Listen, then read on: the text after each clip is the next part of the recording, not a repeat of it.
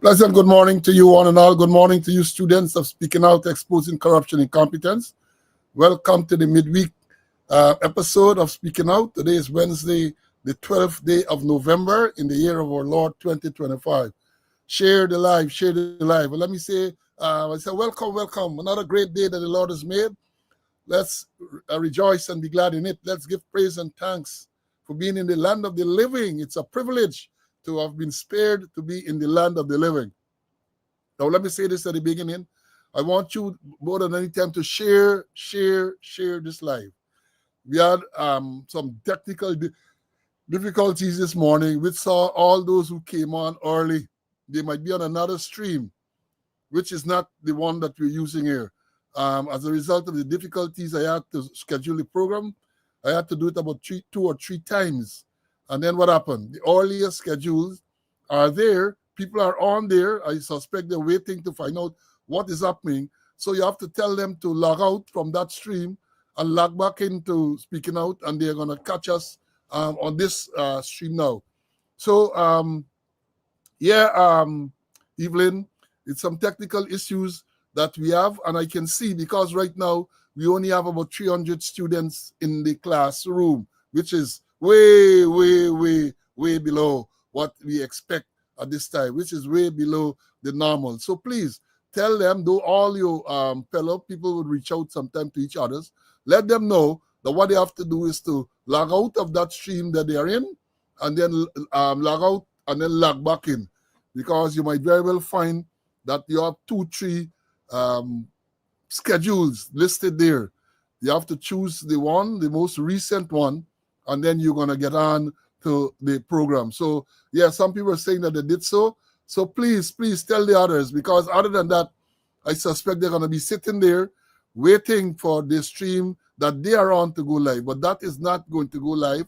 Only this stream will be showing. That was all part of the technical challenge I had this morning. Because up to now, even though we're into 5 minutes into the program, and we're only up to 400. By now, we passed 1,000 running. So please tell them. People are saying, yes, that happened to them, but it's happening to others. So you got to let them know. Again, I say, let them log out from where they are. If they're not hearing us now, log out and then log back in to the stream that they find, and they are going to get the program. We have so much to tell you this morning that we don't want them to be deprived of the live stream. So again, welcome. Yeah, somebody just say that they did so. Tell the others, all the others who you know are the regulars, and if you look at the chat, you don't see them, then you will recognize that they are caught up in that they are the wrong place.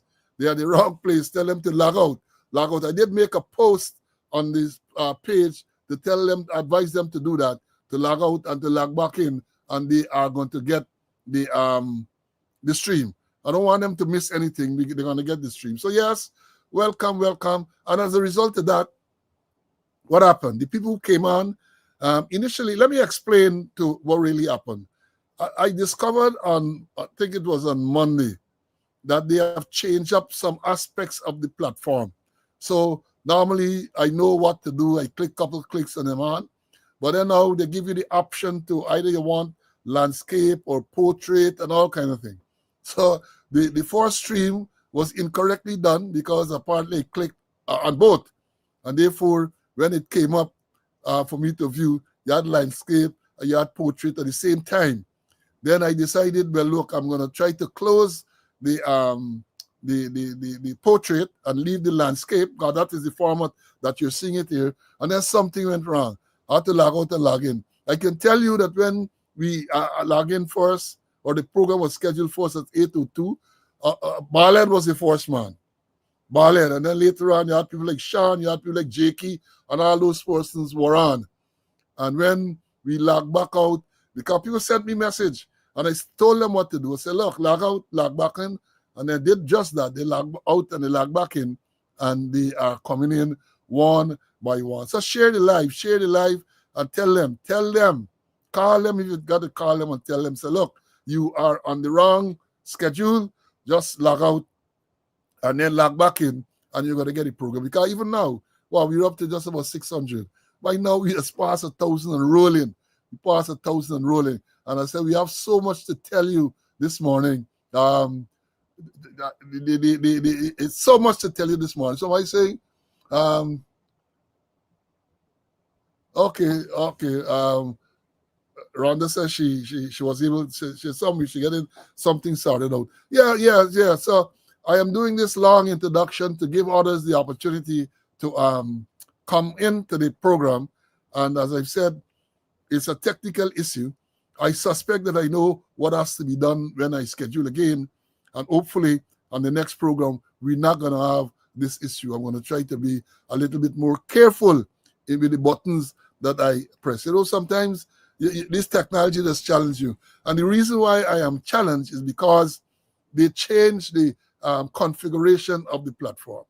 When I press to go live, I see two big red lines come up telling me something. And even though I say to get the schedule, even though I am pressing, it is not allowing you to go forward until you resolve that option of portrait or landscape. And then, yes, I finally decided, and I got it right. No chart sheet, Sean. I'm sure most people will accept the explanation, no chart sheet. So we're giving them time to come into. But while we do that, let me do the announcements. Perhaps we can do the announcements before we get into the program. The first announcement, well, again, let me emphasize that today is the 12th day of November in the year of our Lord 2025, another great day that the Lord has made. It is good to be in the land of the living. We must give praise and thanks for being in the land of the living. We are privileged to be in the land of the living, and we should never, ever take that for granted. Now, we have some of the, what we said is sad announcements to make, and that's the new ones. The new ones. As we have said repeatedly, students, Guyana is how do you describe it? It's a place of all type of tragedy. We were here on Monday. We discovered tragedy. Some child drowned in the Maracaibo area. It is with deep regret that I have to inform you. Another toddler, this time drowned 1 year, 9 months, somewhere in Queenstown, as they say in the trench. Now, I don't want to be blaming anyone, but the question to be asked or the question to be answered is what 1 year, 9 months doing by a trench? Obviously by him or herself. What is that child? Is a boy. What was he doing there? What was he doing there? 1 year, 9 months, by some church he falling and drunk. Something is wrong. And if you think that is all, not all, they're reporting, I think it was yesterday, that some security from sheriff found himself on the roof of some building. He fell down and dead. He fell through some roof, he got, them thing, oh Lord, it is so sad. Security guard, some supervisor, sheriff security company, went there and he found himself on the roof for some reason. And he fell through and he died. And of course, I understand the company said they didn't send him there. They don't know what he was doing there. But it's sad. It is sad to be announcing these things. It is sad to be announcing. And then you think you're done there? Are we talking about from Monday to now, 2 days? They're reporting that a woman is in custody after she stabbed her boyfriend to death during an argument. That happened somewhere at Wisma, Linden. Argument. Only last week we reported on one in Sophia where another reputed wife or a woman stabbed a man, he dead. Now we have to report again Monday against that. Something is wrong. Something is wrong. And people say the women defending themselves now. We haven't met the women defending themselves, but something wrong when you got to end with murder. You got to end with death. Because at the end of the day, the husband or the boyfriend is dead. The person now is in custody. There's a lot of trauma there now, big story there, court and all of that. So something is wrong. We have to understand how to resolve issues in a more civilized manner. We have to, something is definitely wrong. Our condolences to all those, the relatives and friends of those deceased person. And I got to tell you too that today is 609 days. You know, I did the recalculation. 609 days since Sergeant Vaughn was killed. He was killed, and if you want, you can check it yourself, because it was reported he was killed on or around the 12th of March 2024. Today is the 12th of November 2025, and after they said that initially some accidental discharge, and he was shot and he was killed. After that initial, and they've told us too that the rank who discharged the rungs, caused him to be killed, was under close arrest. Up to now. After then, can't hear nothing more. Can't hear a thing more about that matter. Policeman's death. Sergeant claimed to have been killed by accidental fire. Can't hear no report. We can't hear anything. Again, condolences to them. Condolences to them. Right? Let me move on. Well, I still have it listed here, you know, the murder of this Lance Corporal at Villeneuve. You know, hear nothing up to now. The police, well, they might pass you court on manslaughter charge and put on $1 million bail, and for all intent, that is it for now. Police are making no other statement. The police association, no statement. None of them. None of them. So that is what can happen. Murder the police Lance Corporal. And that is what the thoughts and prayers, that is what you hear. That is what you really thoughts and prayers. Nobody, imagine the police association, and they're supposed to look into welfare. They have to come out with a statement. The police corporate communication unit who came out and lambasted a magistrate for putting the person accused of throwing acid on bail. They want to kill the magistrate. Now this one day, well, this is not the magistrate, because I've said before, once he's charged with manslaughter, this is a bailable offense. But how it is in the face of the evidence, including video evidence. This man was charged, Robert Hussein, I think it was, charged with manslaughter. Charged with manslaughter for killing a policeman in cold blood. But that is where we are. Now let me move on to the more pleasant ones, man. It is distressing sometimes when you have to announce these deaths. Almost every program we have to announce a death. Continue to share. The numbers are going up, but it's way below what it should be at this time. So continue to share. Now, I will do some birthday greetings for today. Birthday greetings. And don't come and say, well, it's the only one birthday. We know we're the Scalding guy, and every day on the birthday anniversary, you say birthday. We know the birthday is the day you were born, but we just call the birthday. So our birth, well, let me say birth anniversary. And today is the birth anniversary of retired Assistant Commissioner Paul Langevin. Paul Langevin is observing a natal day today. Also observing a natal day today is former member, I think when he left, he was a sergeant, Aubrey Simon Lowes. He was squaddy 9527. Simon Lowes is observing a birthday today. We have a former member, Mark Burnett, used to be in the force. He was a cricketer, for medium pace bowler, the brother of the late Calvin Burnett. Mark is celebrating his birth anniversary today as well. And we have a student who is celebrating today. I'm referring to Althea Marks Edwards. Althea Marks Edwards, Stouffville lady. She is celebrating a birth anniversary today. And then we have some advanced anniversaries going out to Police Officer Curtis Kurt. I'm not sure what is his exact rank. Then we also have retired woman superintendent Althea Barnwell. Barnwell used to be at the commissioner's office there for years. Retired, I think, as a superintendent. She is going to be celebrating shortly. Then we have a former member, another squad mate of mine, Henry Caesar. See, Henry was 94, 96. He is going to be celebrating shortly. And then for the TSU men, but remember, Patrick Canterbury. Canty number was what? 13-72, 13-372, something 72. Them all am I going to remember Scanty. Because Scanty used to be an instructor for a while. He is going to be celebrating shortly too. Well, let me bring in Mr. Conway. And again, let me again congratulate all those who are celebrating today.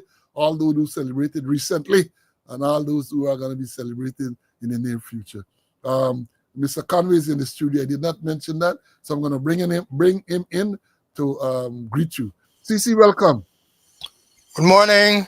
Happy to be in the land of the living to do God's work. Congratulations to those who celebrated their birthdays and who will be celebrating, and sympathy to the members of the bereaved family. I want to express my gratitude, my thanks to all those persons who continue to send messages to me, continue to call me and find out how you're doing. But I'm doing well by the grace of the Lord. The Lord has been good to me, and He will continue to be good to me, and He will continue to be good to you also. So let's get on with the program. Yeah, thank you, my brother. Continue to do well. Let me get on with the program. I'll continue to share. I see the numbers are mounting now. So some people I suspect getting the message that they are on the wrong stream, and they're going to log out. Let them log out. Continue to tell them log out until log back in, and they're going to get it. So let me remind you that into daylight saving time, a particular student, I don't call his name because I promised to put in dissension. A regular who's on here now, I'm sure, messaged me this morning. I think he wanted to know. He said he wasn't seeing the schedule. The school gates weren't open. So I have to remind you that it's gonna be 9 o'clock Guyana time, 8 o'clock Eastern Standard Time, US. And I'm still studying what I can do with it, whether it's a charge sheet or whether something, because he's a regular and he ought to know what this schedule is. Again, I want to remind you, I'm going to do this at every program, that now November month is designated Diabetes Awareness Month. And all of you, especially if you have a history of diabetes in your family, go and check. Go and check. No, this is one time when you don't want to be too sweet. This is one time, whether you're a male or a female, you don't want to be too sweet when it comes to diabetes. So go and check and make sure that you can control. Because I say, you just got to watch what you eat. You got to watch how you exercise and so on. And you can control your sugar, as they would say, your sugar, right? And he said, back in the day, would be said, you get big and you start with the word diabetes. There would people say, you get sugar. What happened to you? You get sugar. You sweet. So be careful. Well, I'll give you a warning, Denise. You, as the second chief, you say that this student should be warned. He is hereby warned, right? He's hereby warned, right? So let me move on. Yesterday was observed in the U.S. as Veterans Day. I think Canada as well, Veterans Day. We got a lot of people here on this program who never served, but they are veterans, I have a lot of veterans, man. A lot of veterans that due for pension. Make sure you put in for your pension. Yes, Carl, watch what you eat and exercise. So that was yesterday. Now, let me, let me say this. This place for Carl Guy ain't easy, It ain't easy. We have, people like, hey, what is up? Let me tell you, let me get it real. Like we all know that one of the reasons why the police can't do the work effectively is because when you stop certain people to deal with them, especially when you're talking about traffic matters, you get a phone call from some big police officer or some politician, and then they will tell you, back off. And many people are intimidated and they back off. Well, I was never intimidated. That is why I clash with Gadraj and Jack Dio. They're intimidated. Doing your work, do your work. And let me tell you this. There's no policeman who can claim that Paul Slow, when he was a police, when he was a commander, call you and tell them don't deal somebody. There are times when you intervene, you have to intervene because you're a police commander. But when you intervene and you recognize that the police rank was correct, then you got to back the police. If they are wrong, as they are on many occasions, you have to know how to deal with them. You can't berate them in front of the people and embarrass them and all of that. That is what I understand goes on now. Can't do that. Can't. There are many times, especially now because of lack of training, they might take the wrong action. Somebody comes and they complain to you, you have got to know how to deal with it diplomatically. You can't embarrass the rank, especially in the presence of the person who's making the complaint. Now, we understand that is a lot of things, but you got to know how to deal with it. So there are called politicians, and politicians that get involved, call police and tell them, either call some senior body and tell them back off or something like that. So our prime minister, Mark, I think it's Mark Anthony Phillips. I think Anthony is the middle name. Lion Mark Phillips. He made a statement recently. I'm going to play the statement for you. He made a statement that he wasn't Kali, right? In other words, he said he wasn't Kali. But I would have thought that a man of Mark Phillips' upbringing will know a little bit more about the English language. Hey, what he said. Listen to you carefully. I have people who call me, see what you could do. I am not going to do nothing. Don't call me. And that is my style as Prime Minister. Because I'm going to tell you the same thing. Let the police do the work. The man says he's not going to do nothing. Well, my teacher Mignon Jones Adams at primary school would have put 2 rulers behind the head for the double negative. He's not going to do nothing. You know what that means, Mark Phillips? The double negative mean that you're going to do something. I am no English teacher. I am no scholar, but I went to some primary school in them days. Mark Phillips, if you say that you're not going to do nothing, not is a negative and nothing is a negative, they said double negative equates to positive. So in other words, you're saying you're going to do something. That is what Mark Phillips is telling people. But he's not alone. Well, yes, Aubrey. The man said, yeah, let me play it back, man. In case you believe, in case you believe. Let me play it back. Let me play back what Mark Phillips said. I have people who call me, see what you could do. I am not going to do nothing.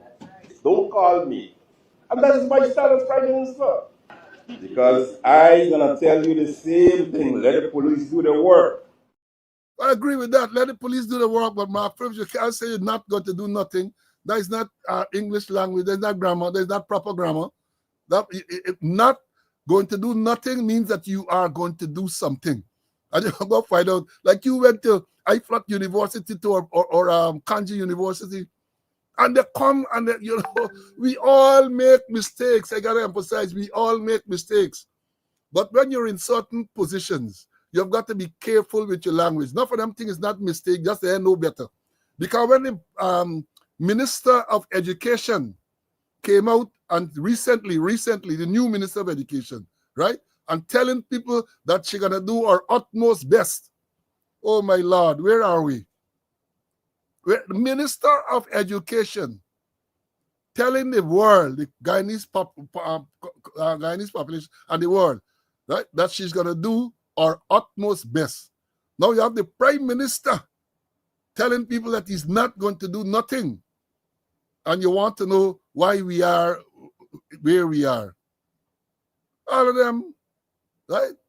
But don't bother with the president. The president get a whole basket of things, problem with pronouncing words and all of this type of thing. A lot of wrong grammar. Remember they tell you what came in out and all them type of thing. These people are embarrassing us because when people abroad who know better, listen, and hear this thing coming from senior government functionaries, they want to know what's going on in Guyana.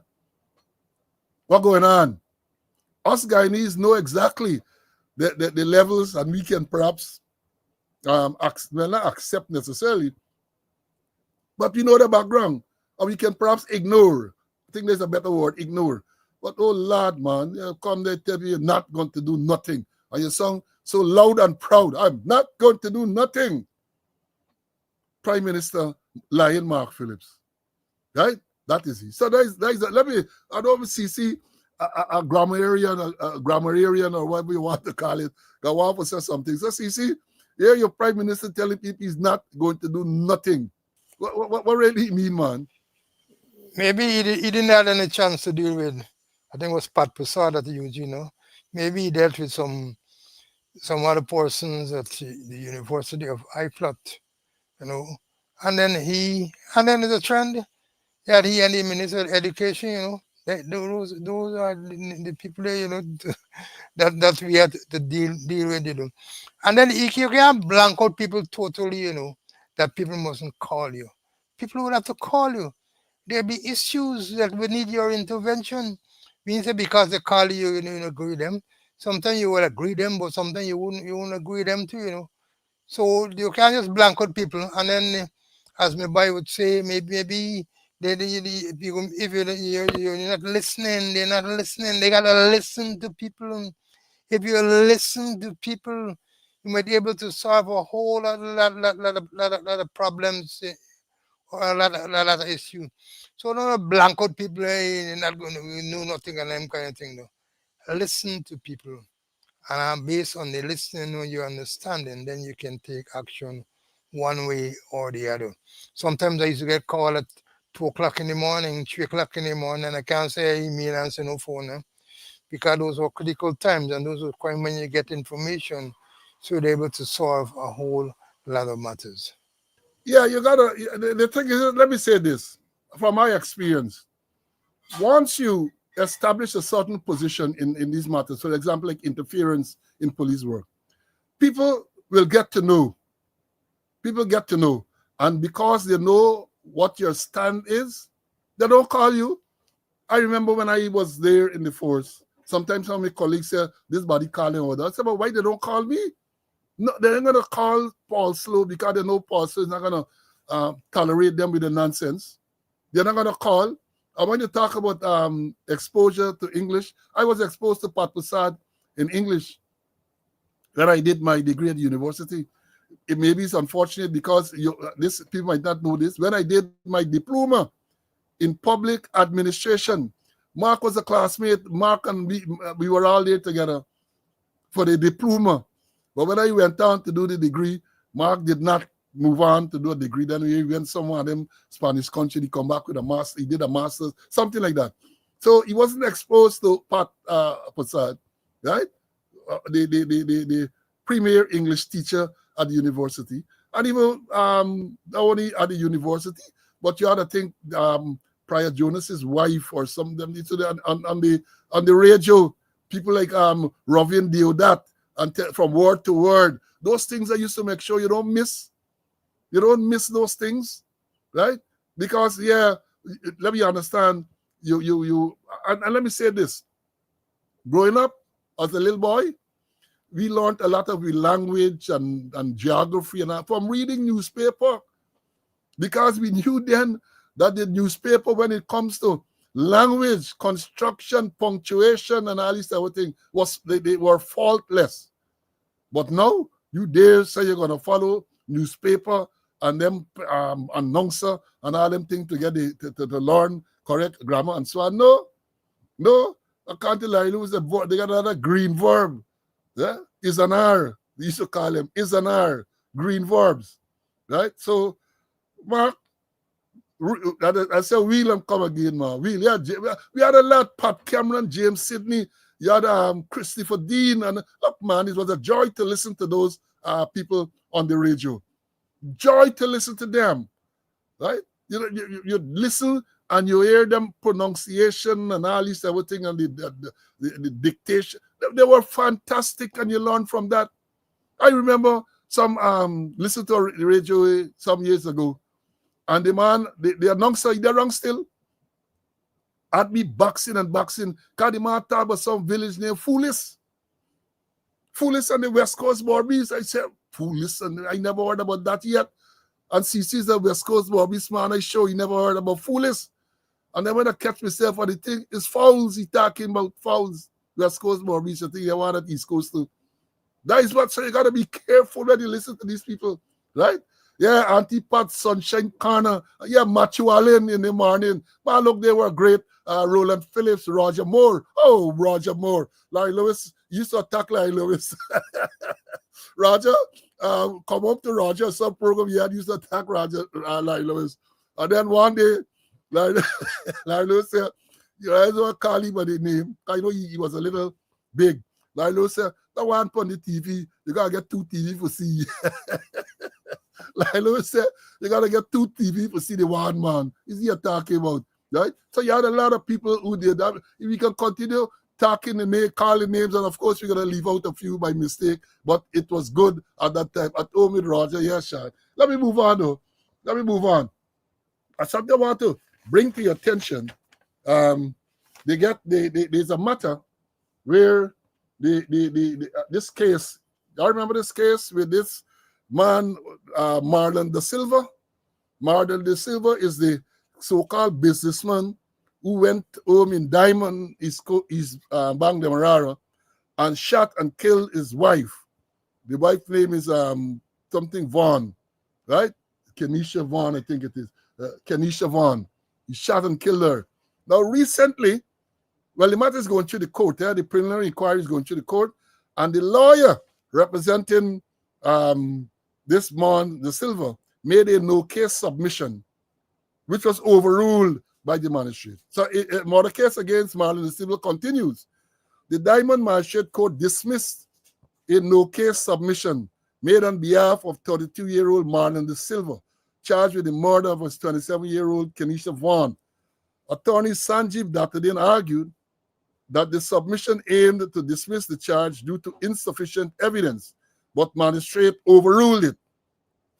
Dattadin stated that the defense is now prepared for closing arguments, which will be presented in the next 2 weeks. He emphasized that the evidence presented does not warrant a jury trial, and they will make final submissions accordingly. The prosecution, listen to this carefully, the prosecution, led by attorney Nigel Hughes, will follow with the closing submissions before the magistrate delivers a decision. Da Silva is accused of fatally shooting Vaughn on February 22nd, 2025, during a heated argument at the Roman Diamond, East Bank Demerara. Reports indicate that Vaughn armed herself with a knife during the altercation, prompting Da Silva to pull out a firearm and shoot her multiple times. It's a multiple, I think about 12 times she got shot, right? He later contacted the police, who took Vaughn to the Diamond Hospital, where she was pronounced dead. At the scene, police recovered 4 9mm shells, casing, and 3 suspected projectiles. An inspection of Vaughn's body revealed 12 injuries consistent with gunshot. So everybody is saying they recovered 4 empty casing, but she got 12 injuries. How is that? Right? In fact, the man actually emptied the pistol he had on the woman. Actually emptied the pistol. And it is good to see in this case, the DPP would have given Mr. Nigel Hughes, prominent attorney, the fiat to prosecute the case. So that is representing Da Silva. He made a no-case submission, meaning that after Mr. Hughes presented the evidence on behalf of the prosecution, Dattadin is arguing that there was no case for Da Silva to answer. And therefore, he asked a no case, which was overruled, and they have to make submissions and so on, and lead the defense.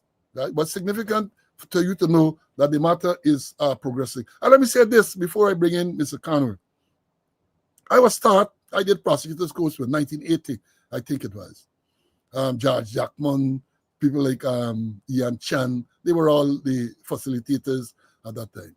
And I learned I was taught then, that at a preliminary inquiry, there is no need to present all your witnesses. All you have to present sufficient evidence to convince the magistrate that the prima facie case has been made out. And then you can, when you get to the high court, in front of the judge and jury, you can bring the other witnesses. That is what I was taught. So that's just so information. And because I know police has listened and other people that listen, we want to provide you with information so that you can learn and grow. Again, I say at a preliminary inquiry, there is no requirement there for you to present all of your witnesses. You might present some, you establish that the prima facie case has been made out, and then the others are, when the high court trial come, then the others are going to come there and give the evidence. Cici, as an old prosecutor, I know that you would want to say something on this too. Like you, Paul, I had George Jackman and I had Ian Chang. And then I developed a strong relationship with George Jackman when I started to prosecute. I had an open door policy with him. I could walk in anytime in his office as long as he's available. he would see me and he used to discuss many matters. I remember he used to tell me, hey, the defense going to quote this case law and that case law. He said, you quote this one, and exactly as Jackman told me, the thing used to play out. But there's a bit of confusion in terms of that matter there, where, okay, is that the defense, the prosecution closes case. The defense will make no case submission. There's no case for my client to answer because of X or Y, and then the defense, the prosecution will respond, and at the end of it, the magistrate will rule. If the magistrate agrees with the no case submission, the case finish there.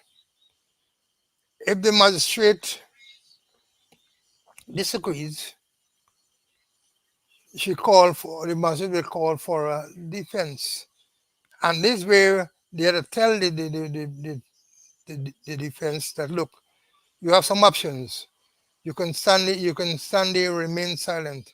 You can give evidence with the box on the cross-examination. You could be cross-examined, you could be re-examined.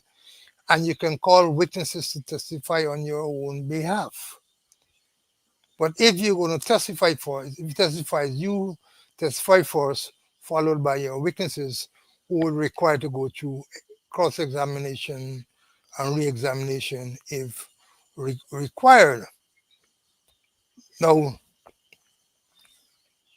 if they call for defense, they let the defense. At the end of it, the magistrate will say, do you wish to address me? And then is when the defense will address the magistrate, saying why the case technically must go overboard, case will go overboard. And the prosecution will respond. And at the end of it, the magistrate will rule one way or the other. And as you mentioned, Paul, the prosecution, yes, there's no need to call all of the witnesses, but the prosecutor has got to inform the magistrate, look, I have witnesses, James, Smith, Mary, to call, but I'm not going to call them now. But if they're required at the High Court, I will make them available, You need to identify, you have witnesses. These are the witnesses. I'm not going to bring them down because I think I have enough here to prove my case. But if they are required at the High Court, I will make them available. And that's the case. But I'm happy in this case in question, that it has passed the no case submission stage. I'm very happy that it passed the no case submission stage. Yeah, we have got to follow up on these things, because they have a way of disappearing off the radar. And next thing you know, there's some fancy story. Now, let me they say this. I read in the newspaper, well, not newspaper, social media post recently, right? This, I think it was Friday last. Driver charge, 275,000 fine, license suspended for 6 months. Hear what the story says. And this looked like a police message that has put it, whoever these people, you got some social media outlets, they are so closely aligned to the police, so they get the police direct message, what the police send from the station to headquarters, they get the same thing, and they just put it just like that. So this one said, be informed that Chandradat Kumardio, a 33-year-old male Guyanese of Indian descent, residing at 39 Reliance Settlement East, Kanji, Berbice, was charged by corporal, and they put the corporal number and name, Nandalal, for the offense of driving a motor vehicle whilst his breath alcohol level exceeded the prescribed limit, contrary to Section 39A1 of the Motor Vehicles and Road Traffic Act, Chapter 51-2, along with other traffic-related offenses. Hold on. The offenses were committed on Sunday, the 2nd of November, 2025, along the Lewis Manor Public Road, East Coast, Berbice. In case you all know, Lewis Manor Public Road is the area we describe the long road there from the quarantine. On Thursday, the 6th of November, 2025, the defendant appeared before before our worship magistrate, may I call him magistrate name, but the New Amsterdam Magistrate Court, where the charges were read to him and he pleaded guilty to all charges. Our worship imposed a combined fine of $275,000 and ordered that his driver's license be suspended for 6 months. Well, when I read the thing, you understand. Let me understand. Maybe the magistrate know, or if the police make a mistake. No magistrate has the authority to suspend, let me use correct language, is suspend a driver's license. The suspension of the driver's license is sole preserve of the licensing authority. Magistrate can't suspend. The magistrate can, 19 road, yeah, Blue Luana is 19 road. Thanks, Alvin. The magistrate, any magistrate, can't suspend the license. The Motor Vehicle and Road Traffic Act caters for suspension under 113.1, I think it is. So what the magistrate can do in a case like this is disqualifying from holding or obtaining. And there's a difference. When you suspend the license, according to the law, has to be pending the outcome of a charge, most times causing death by dangerous driving. The license suspending, and the law says how that process should work. The DPP, let me read a part of it, what it says here. Any court before which a person is convicted for the offense of connected with the driving of a motor vehicle, not being of an offense under Part 8, which is causing death, may in any case, except where otherwise expressly provided by this act, and shall where so required by this act, order him to be disqualified from holding or obtaining a license for such a period as the court thinks fit. I explained this not so long ago. Disqualifying from holding or obtaining for a period. And we went on to say the law also says that if you have different categories on your license, all right, you get maybe you get private car, you get truck. Let's assume that the offense was related to the private car that you were driving, a private car that you were driving. Then the magistrate can suspend that, not suspend, can disqualify you from holding or obtaining that part of the license, right? That part of the license. When it comes to the suspension, 113 says, if any person is charged with manslaughter arising out of the use of a motor vehicle or with contraventions of section 36 or 37, the licensing authority may, with the approval of the Director of Public Prosecutions, order the suspension of the driver's license of the person so charged, pending the determination of the charge. Section 36 refers to causing death by dangerous driving, and Section 37 deals with reckless and dangerous driving. So for causing death by dangerous driving, the licensing authority, right, may, with the approval of the Director of Public Prosecutions, right? And I told them already, I mentioned it here sometime recently, that the process used to be, the matter comes to you, you send it to the DPP, right? And the DPP recommends that a charge of causing death by dangerous driving be introduced, be preferred.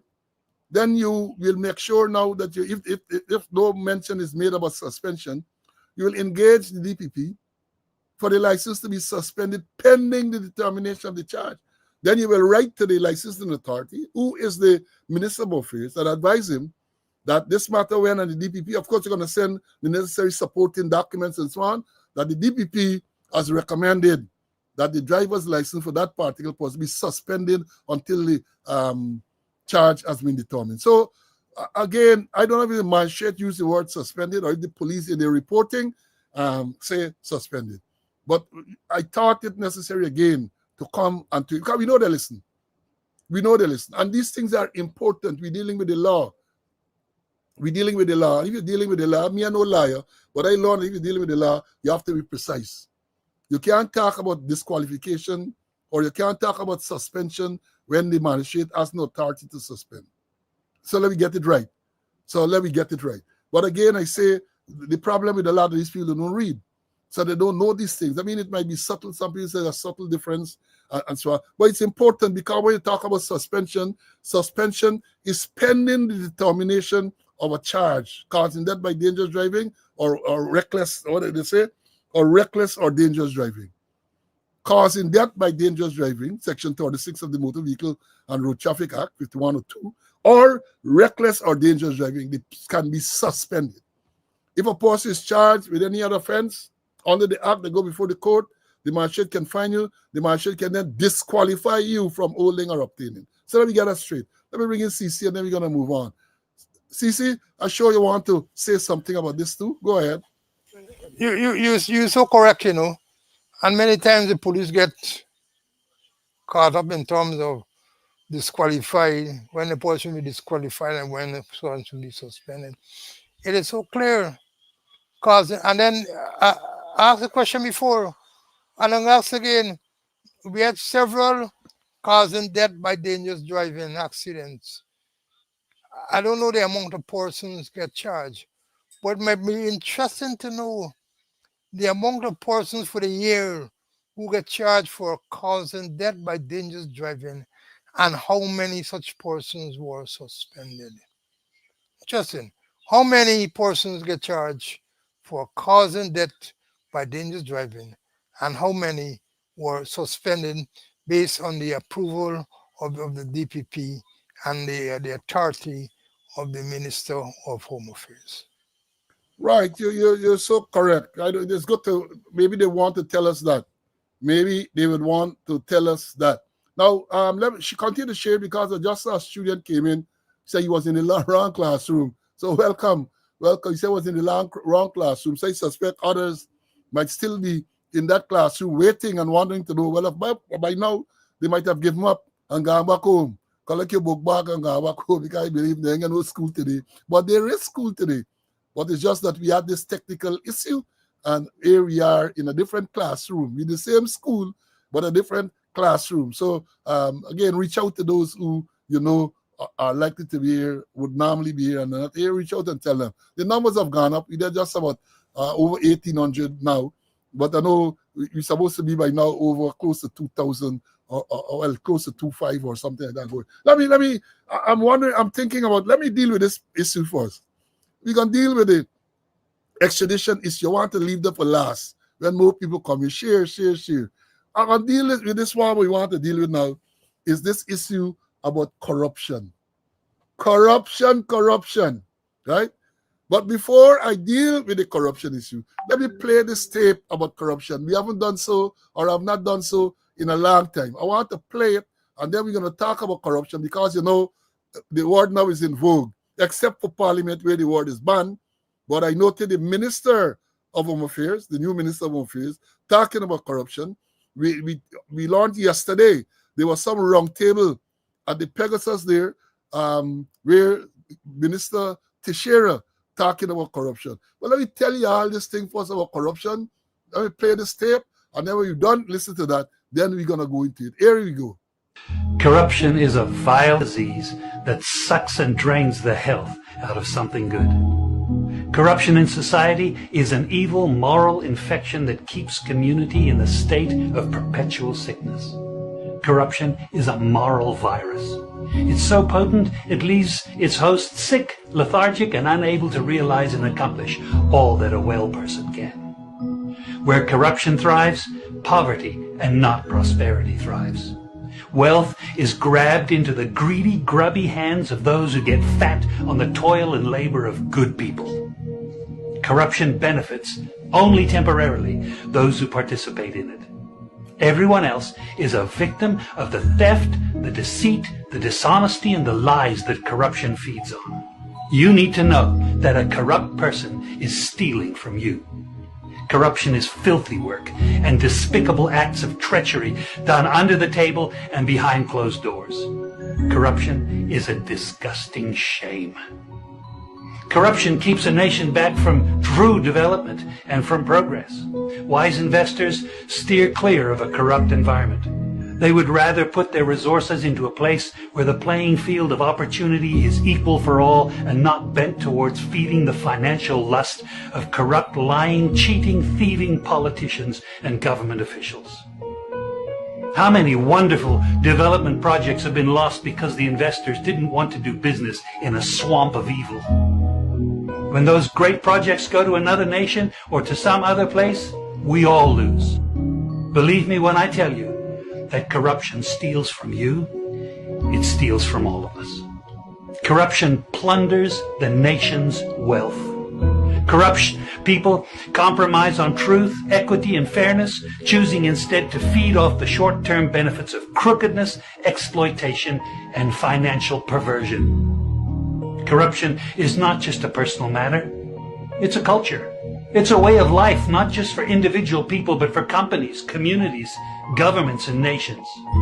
Corrupt nations, hiding behind large companies, will seek to invest in other weak nations in order to take over the assets of the nation that they've invested into.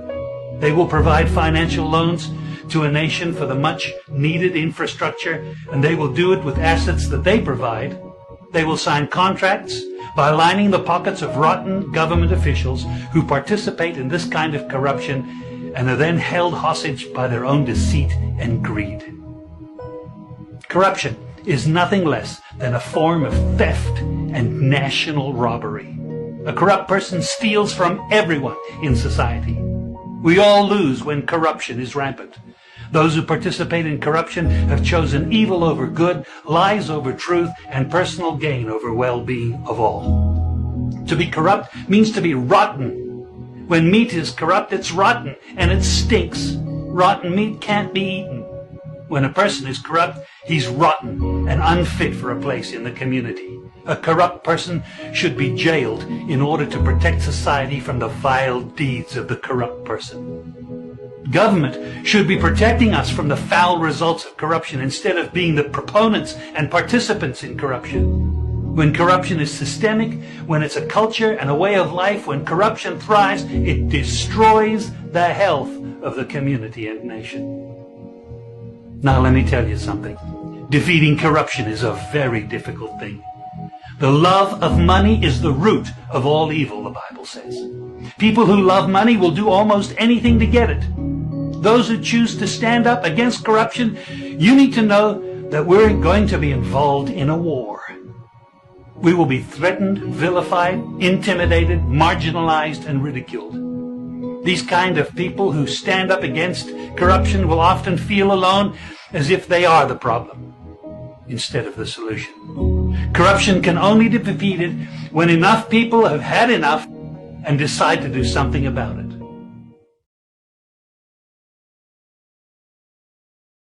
It can only be defeated when people feel they've had enough and decide to do something about it.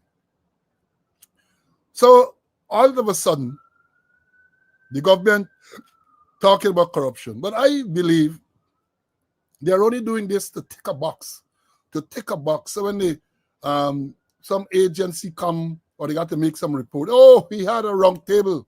Oh, we had the minister, we had that.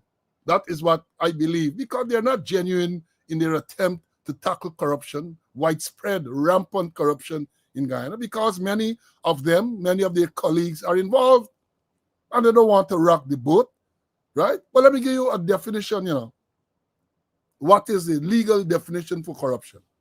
They say in law, corruption is the dishonest and fraudulent use of entrusted power or authority for a private gain. It can include specific criminal acts like bribery, embezzlement, and abuse of functions, which involve exchanging something of value to influence official decisions, stealing public funds, or using one's position for personal benefit. This abuse of power can occur in both public and private sector and undermines institutions and the rule of law. Now, important here, when they talk about corruption, most of them only looking at them policemen and they're condoning the act of corruption, who collecting a Granger or who collecting a something. They have this narrow definition for corruption. But when you look at corruption in the broader sense, you're going to see all sorts of things. Abuse of power for private gain, right? The core concept is using a position of authority, whether in government, business, or another institution, to get a personal or illicit benefit. Benefit not going to be cash necessarily, right? Not going to be cash necessarily. Then they say here too, specific offenses. Law defines specific corrupt acts, including bribery. The offering, giving, receiving. Listen to this. Offer, you give, you receive, or soliciting of something of value to influence an official decision. I understand, understand. Again, when we talk about bribery, is the offering, the giving, the receiving, or soliciting of something of value to influence an official action. Something of value. Somebody, them might say, something of value, gold, cash, man give you car, them girl give something. All is something of value. All is something of value. Whether you offer it, you give it, you receive it, or you solicit it. Embezzlement is the fraudulent or dishonest appropriation of funds or property entrusted to one's care. Corruption. Abuse of function or functions are public officials improperly using their position for a benefit for themselves or others. You're using your official position, right, to improperly using your position for benefit for yourself or for others. Corruption. And then they talk about trading of influence, using a position to improperly influence the actions of others. And then, like the person said just now, corruption has far-reaching legal and social consequences, such as undermining public trust, stifling economic growth, and eroding democracy. Eroding democracy, that's what corruption does. Then they say corruptly, when you define corruptly, in legal context, the term corruptly means I got a scratch here, means purposely doing an act that the law forbids as tending to corrupt, even if the action is implicitly named as corruption in all cases.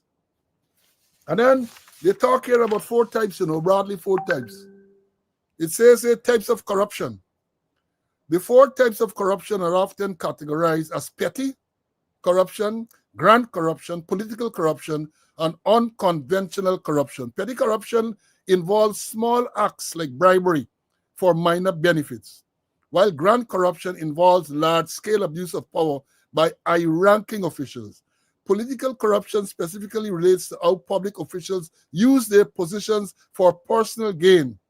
And unconventional corruption includes action like embezzlement or fraud that don't involve a direct exchange of bribe. Further breakdown, petty corruption. Small-scale corruption involves low-level officials, such as paying bribes to get a service like a driver's license, bypass a checkpoint, or get a school place. Grand corruption, large-scale corruption involving high-ranking officials and significant sums of money that have a major impact on the country's development. Then we have here now the talk about political corruption, the abuse of power by political leaders to maintain power or to personally profit, which can include manipulating elections, controlling state resources, or using influence for personal gain. Unconventional corruption, actions that don't involve a direct exchange of money or service, but still constitute a misuse of power. Examples include embezzlement, fraud, and misappropriation of public assets. Look, folks, so when they talk about corruption, when Gail Teixeira hold this round table and talk about corruption, and when the Minister of Home Affairs they tells the police to brass to tackle corruption and be decisive, and really dealing with this thing, As some people said, look at it, tap. Then dealing with corruption in the true sense. And then let me bring Mr. Conway to have a say, and then I'm going to come back to deal some more with this corruption issue. So you understand. Again, we believe most of them, when they talk about corruption, they believe, all right, the policeman up on the road taking a raise, or some low-level public servant taking a top-up to buy lunch to execute or to expedite something. That's the extent to which they see corruption. But as the definition says, as I just explained to you, it is far more wide-ranging than that. And if we look at the definition, then we see how deep this corruption is in Guyana when they talk about political influence and to election. is a cesspit. Guy is a cesspit when it comes to corruption. CC, go ahead, Yeah, CC. yeah, Paul, I just want to support you.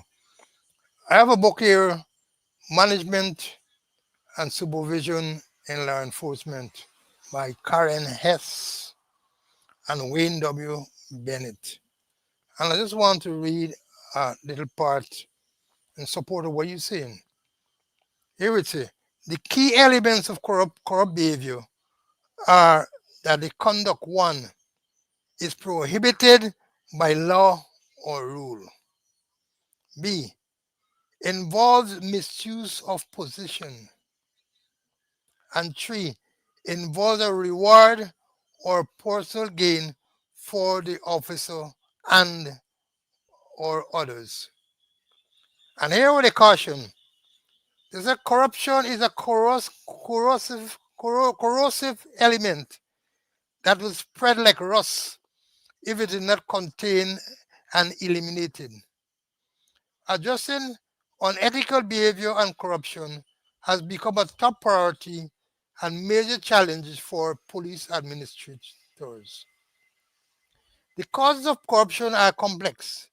Many factors contribute to corruption, including areas included greed, personal motivators such as ego, sex,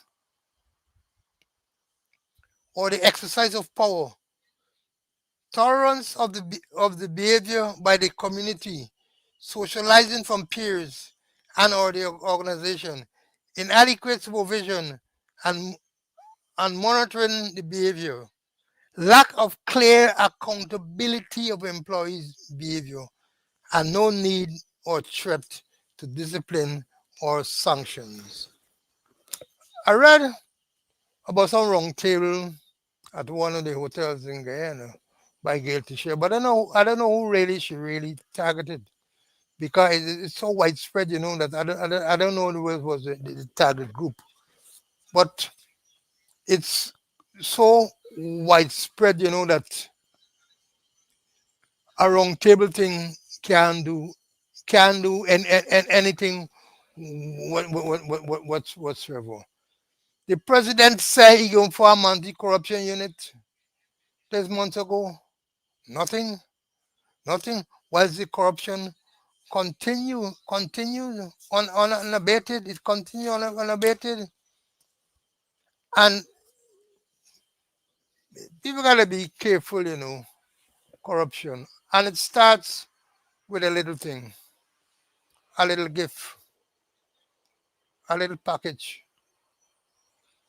tickets to go to the stadium to see some one of them big show and them kind of thing. Tickets to go to CPL, anything. Little things, and a lot of police cannot differentiate between a gift and a bribe. And then even the police too.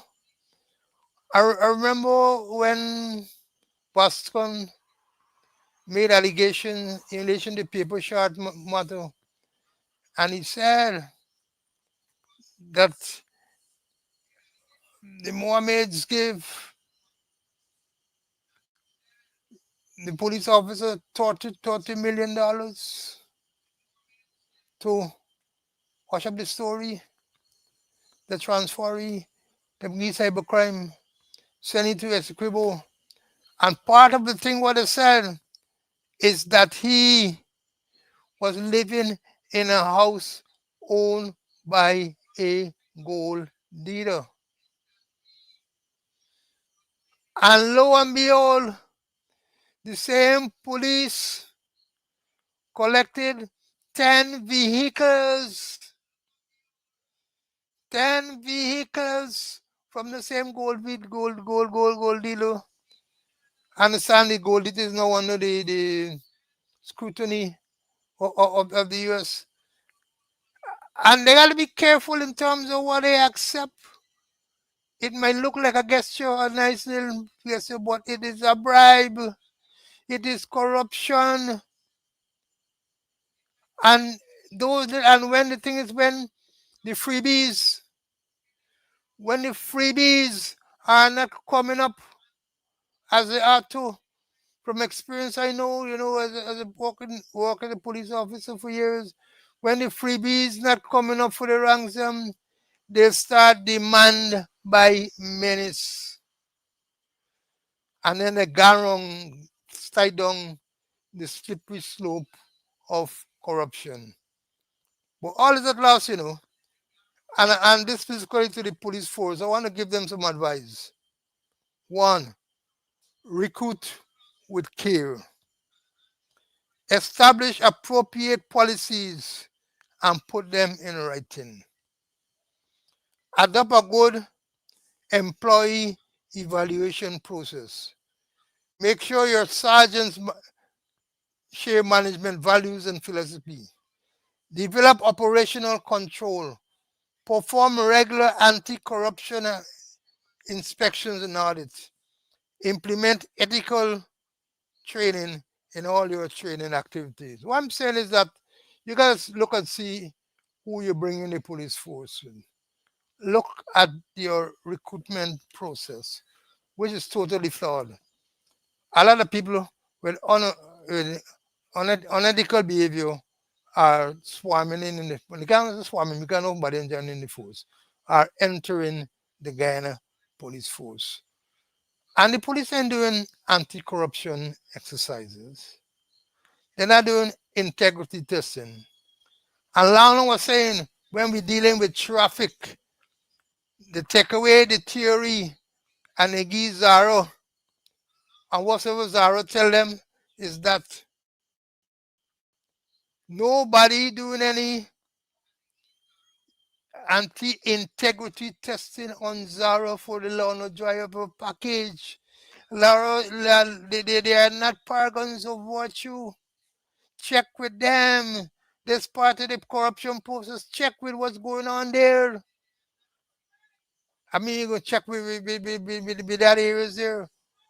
But a lot of things that the police need to do, and a lot of things that the government need to do, started from the government level. Corruption there, high up, deep up. We hear about the Sugate, we hear about so many other things there, and nothing is being done. Now you're hearing about some wrong table thing. Some wrong, it may go wrong in circles, and then there's the end of it. But they need to take proper action, which they didn't do. Wrong table can't really do nothing. No way, and it's not going to work. But as you mentioned, Paul, when some international organization asks for it, oh yes, we had a round table discussion. Yes, we have this. Yes, the president said he's going to form anti-corruption drive and this kind of thing. So that's about it. Yeah, they're just ticking these boxes. It's just designed to tick boxes. But following the round table, the round table discussion that the Minister of Governance and something else, entitlement, parliamentary affairs and governance, right? And the theme was what I have it written here: partnering to build resilient and private institutions in Guyana's fight against corruption. And you put back a man in parliament there, a speaker, who banned the word corruption from use in parliament. You ban the word corruption. So in other words, you're ignoring that there is corruption. And don't forget, not so long ago, this program here that we run now started about 4 years ago, start talking about corruption and incompetence, corruption. And what they do? They used to say, oh, no, they used to give you the impression there's no corruption. Because then they used to tell you must bring the evidence. Bring the evidence. Well, then the evidence is produced. All of a sudden, they know that they get a word named corruption, and the Minister of Affairs can be talking about it.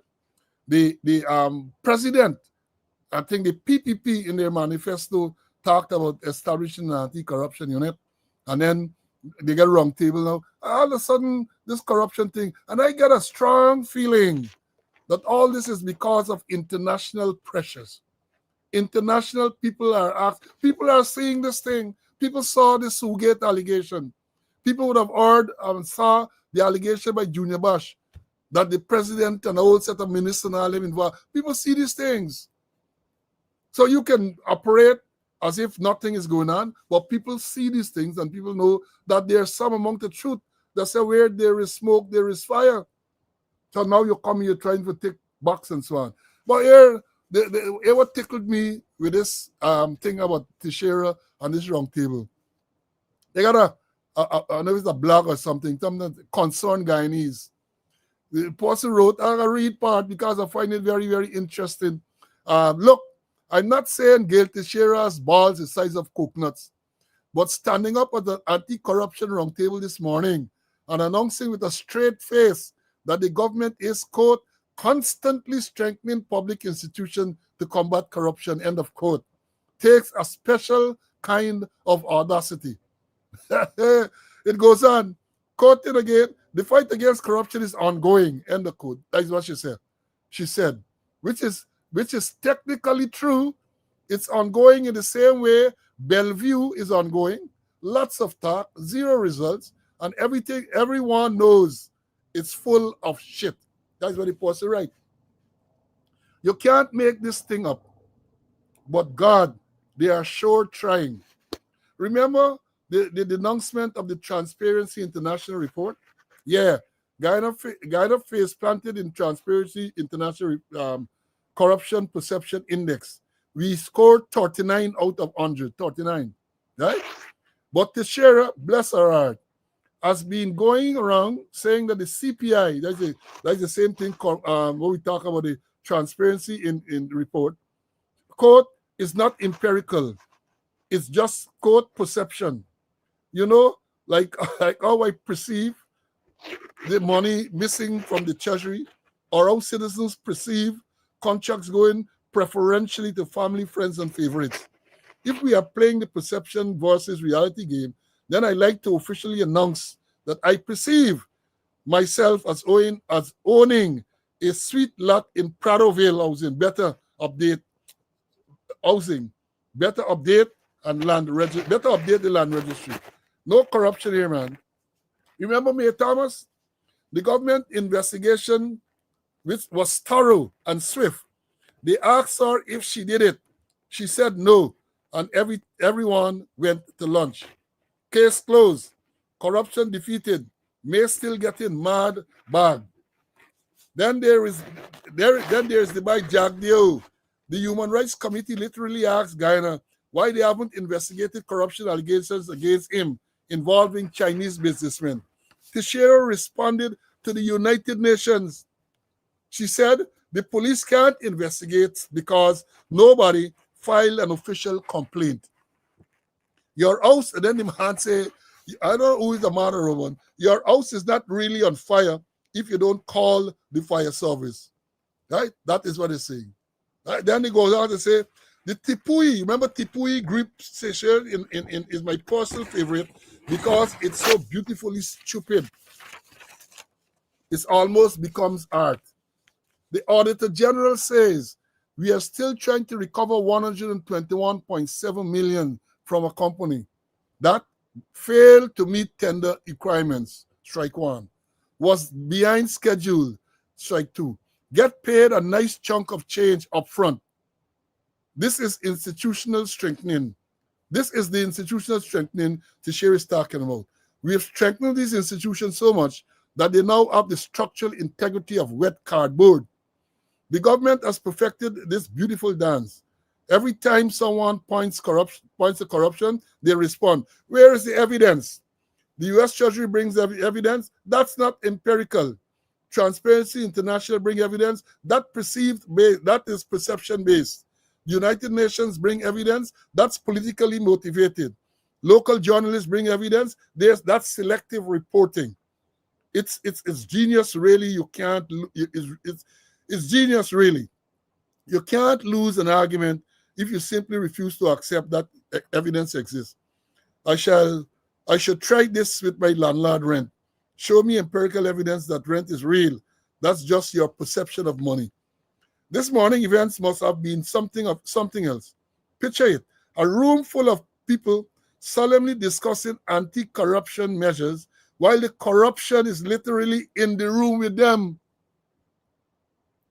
They probably talk about the Public Procurement Commission, which now has all the authority of a part-time worker at a school, and the Integrity Commission, which publishes names of defaulters that everyone ignores other than terms of conditions on a app update. Here's the thing that really breaks my head. Despite all this, despite all of this, the World Bank dropped 200 million on us last year. The IMF threw 1.5 billion in 2023. The Inter-American Development Bank added another 180 million to the pile. Turns out, if you're sitting on enough oil, international lenders develop convenient memory problems about corruption. It's like dating someone rich. Suddenly their personality flaws become quirky. Teixeira ended the speech by reminding everyone that Guyana has made, quote, serious efforts, end of quote, over the past 4 years. And you know what? She's absolutely right. Serious efforts to look the other way. Serious efforts to redefine what corruption means. Serious efforts to convince us that up is down and that theft is just aggressive resource reallocation. The fight against corruption is ongoing, Minister. The problem is you're fighting the wrong team. A little lengthy read, but you got the gist. You got the gist with all this sarcasm and all of that. Right? That is what we have. They talk about corruption. This ain't gonna done there. I ain't gonna done talk. We ain't gonna done talk about the corruption. We gonna come back to it because it is rampant. And remember, the name of this program is Speaking Out, Exposing Corruption Incompetence. And this was long ago, 4 years ago. This came out. Let me bring in Mr. Conway to obviously on this, and then we're gonna move on to the extradition case. Go on, CC. Yeah, I listen a bit on the Minister, Gail Teixeira, on perception and reality. And then I recall when I was a sergeant, I completed a 1-year course, University of Guyana,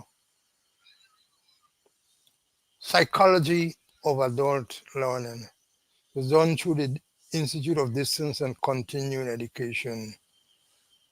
Late and great, my mentor, Samuel Small. I remember we had a big discussion on perception and reality.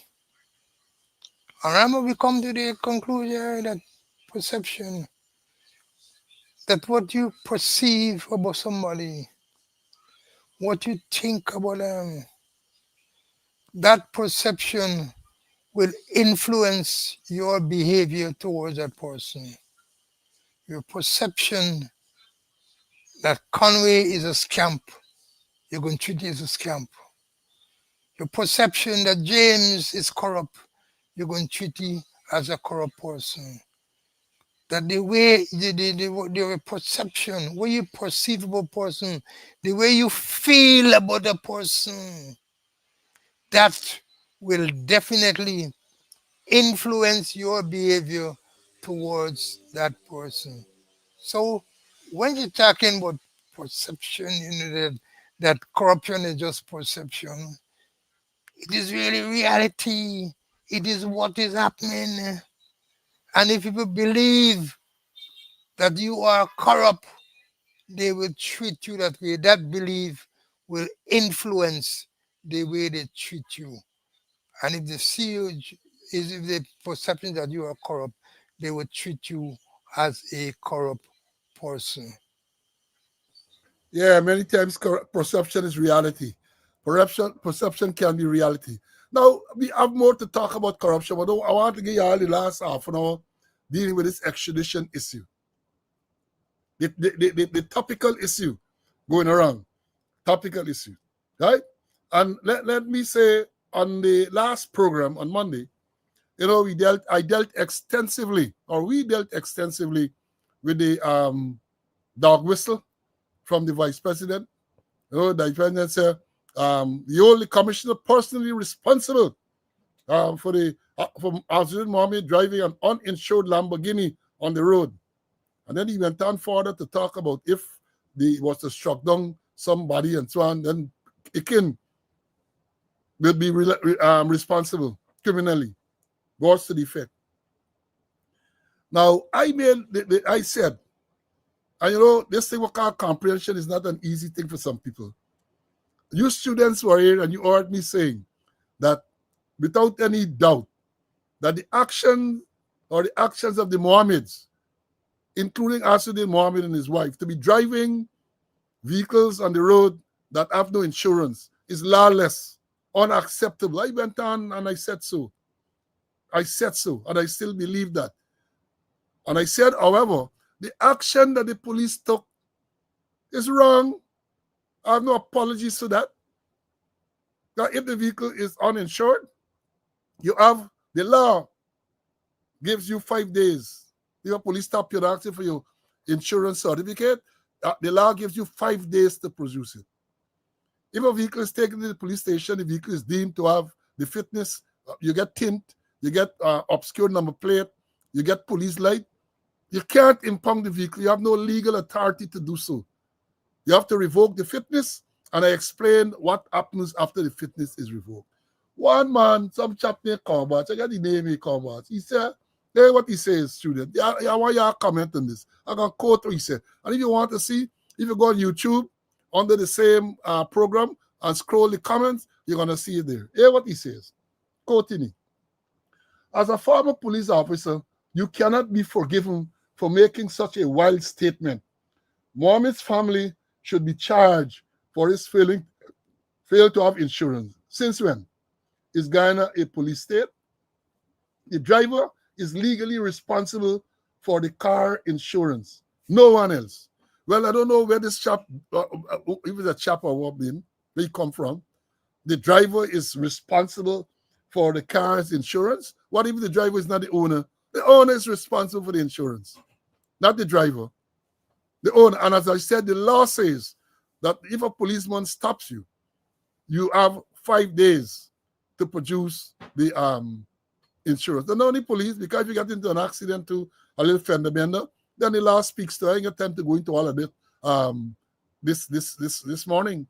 But I just thought I'll mention it to show how comprehension is a difficult thing. At no stage I did not seek to support the Mohammeds. I made it clear that the action is unlawful. You can't be driving uninsured motor vehicle on the road. But I'm saying that the police can act unlawful to deal with an unlawful matter. It's just like Mark Phillips talking about he's not doing nothing, right? Double negative. So you can't break the law to enforce the law. The law is there. You are law enforcement officers. You can only enforce a law that is there.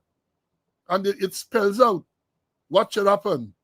It spells out, the law spells out. And I'm saying again that the police have absolutely no legal authority to impound the vehicle under those circumstances. And Mr. Carbage or Miss Carbage, whoever you are, go and listen again. Perhaps you didn't listen right. And maybe if you listen, comprehension is a difficult thing. You have to comprehend what was being said, right? You have to comprehend what is being said. But let me move on. So much has happened since Monday. You know, Monday, the Mohammeds returned to court, and we were advised that they were going to go back there for what we call disclosure. Now, what is disclosure? We need to explain. Disclosure is where the prosecution is supposed to hand over the evidence that they intend to use in a particular case to the defense, giving them time to study and prepare their defense. We learned that when they turn up on Monday, the Jamaican prosecutors that they brought in did what they call partial disclosure. In other words, what is being said, that they disclose the extradition request and document from the State Department and all of that. The allegation, because when they came here, they said that the Mohammed got linked with Venezuelan, people in Venezuela and smuggling and all that. We understand from the defense attorneys that no such evidence was produced. None. Right? That's what we understand. We understand further that whatever produced is not a substantive thing. It's just formal stuff. As I've said, like the extradition request and all of that and all of that. That's not what they want. Maybe that's part of the thing. But they want to see the evidence that you have that the Mohammeds were engaged in money laundering, that they were engaged in wire fraud and all of that. And before I go any further, let me tell you this. There was a program last night, Caribbean Tea, with Dr. Vivian Williams, Dennis Shabal, and a fellow from Grenada, I think, as the moderator. But the show was basically Dr. Vivian Williams. There's your own work. Go and listen to that program. Go and listen. I posted it on Facebook. This same Speaking Out. I posted it on. If you're not on social media and so on, if you want, I'm gonna WhatsApp it to you. If you give me the details, I'm gonna WhatsApp it to you and said, oh, beautiful program explaining this whole extradition thing and with special reference to this case and the legal precedents. Wonderful. It's a must see. It's a must listen to. Dr. Vivian Williams, who used to be a journalist in Guyana, migrated to the US where he did law and his doctorate, and a real lawyer, a real doctor, right? But here, let me tell you something, students.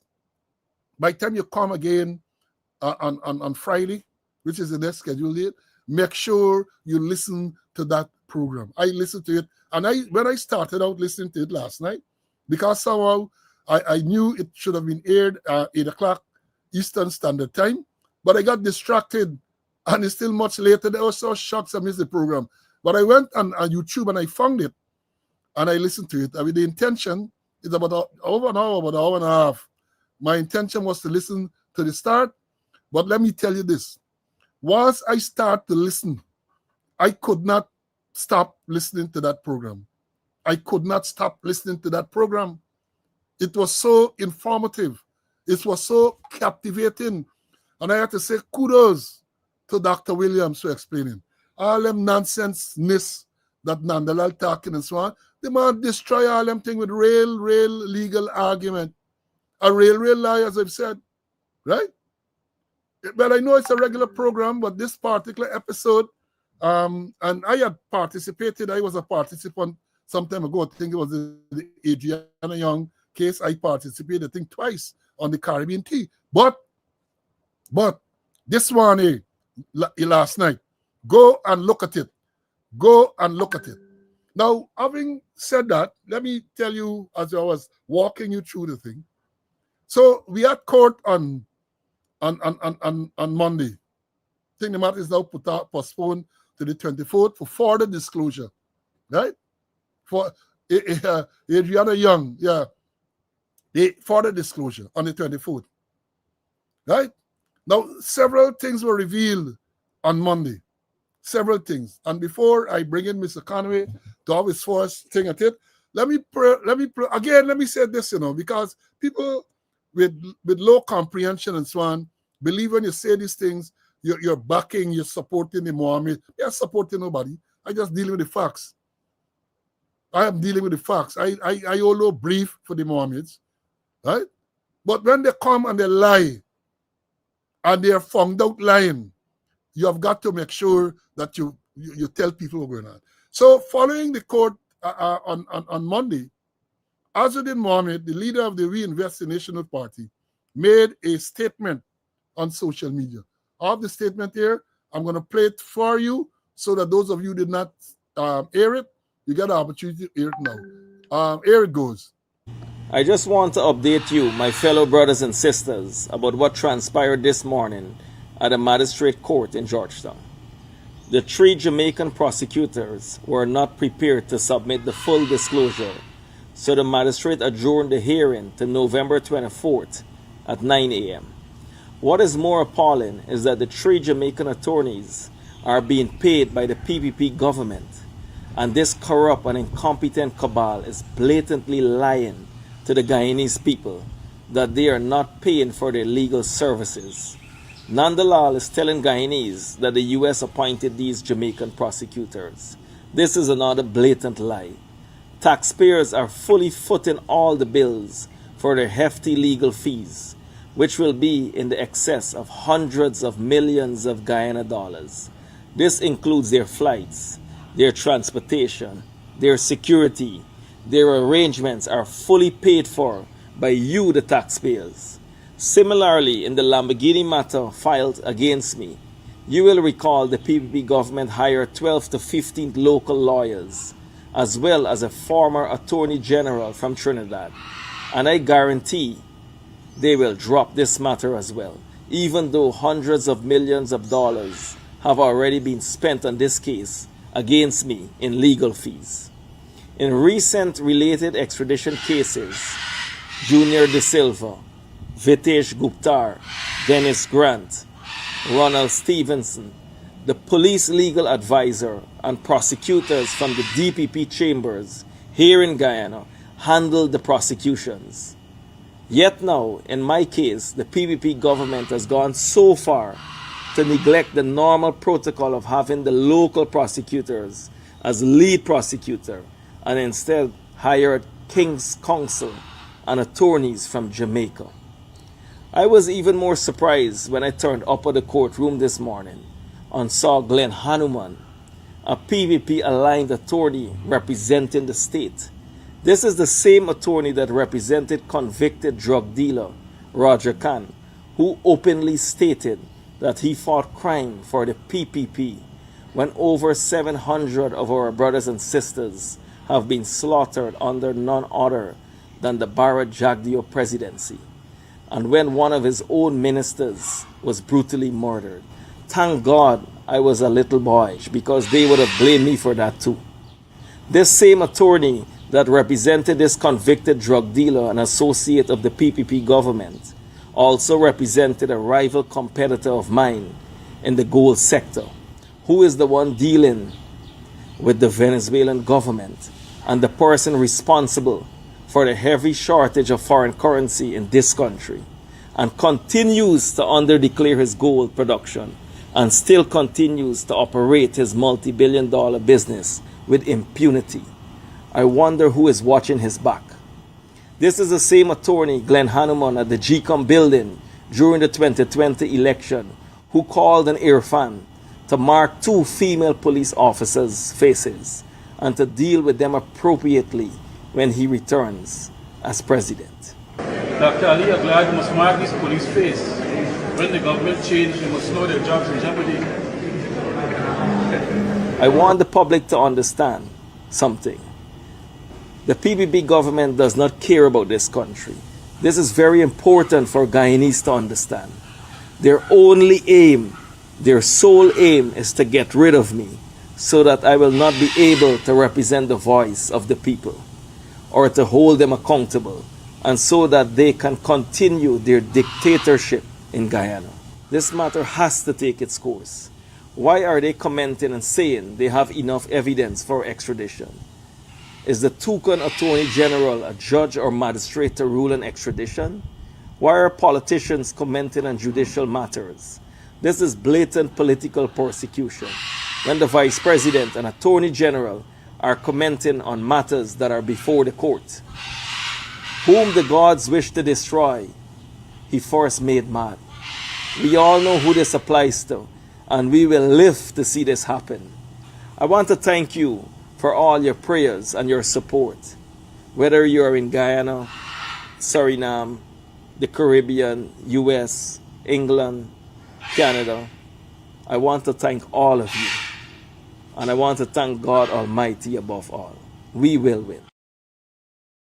Yeah, I felt obliged, compelled to play that, not for the political part, but the facts, the fact that people were requests were made for extradition, and the local people dealt with it. Nonetheless, we want us to believe that these people, the Jamaicans, were hired by the America. I found that strange, because remember we discussed this here some time ago when the Jamaicans, we learned that 3 Jamaicans attorney, King's Counsel Williams, I think his name is, and the 2 others were representing, were prosecuting this matter.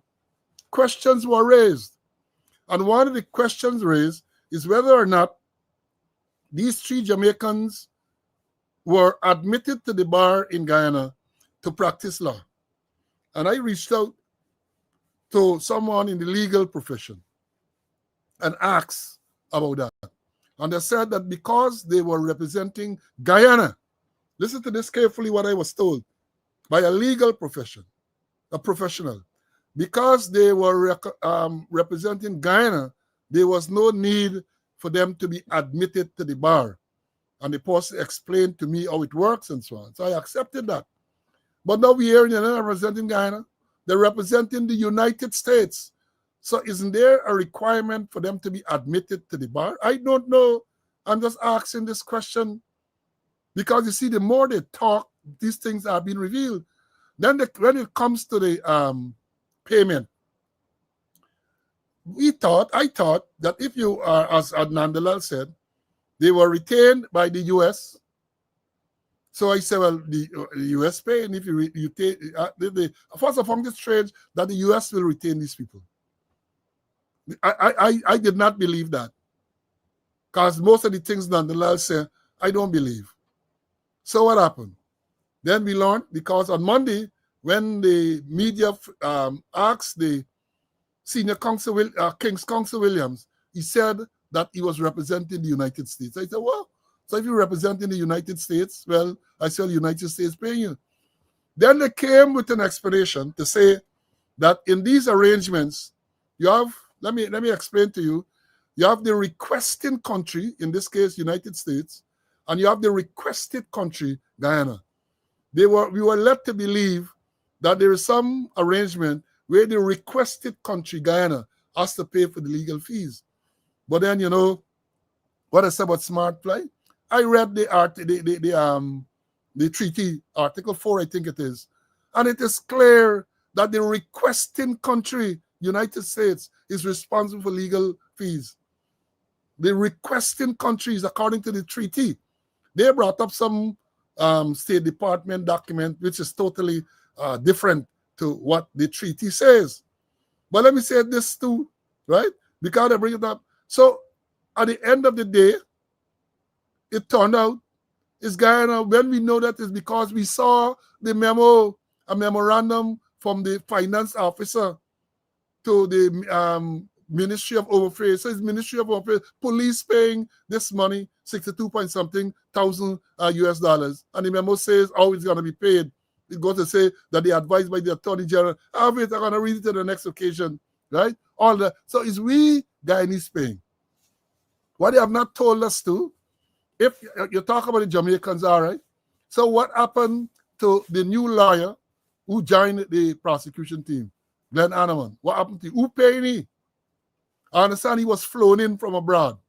He's not based, even though he's Guyanese, he's not based in Ghana. Who paying he? It's we money, and that is even more reason why we can say that this thing is political. Listen to Dr. Williams. I'm telling you, listen to Dr. Williams. Now let me ask a few more questions before I bring in the thing. Now these people came in.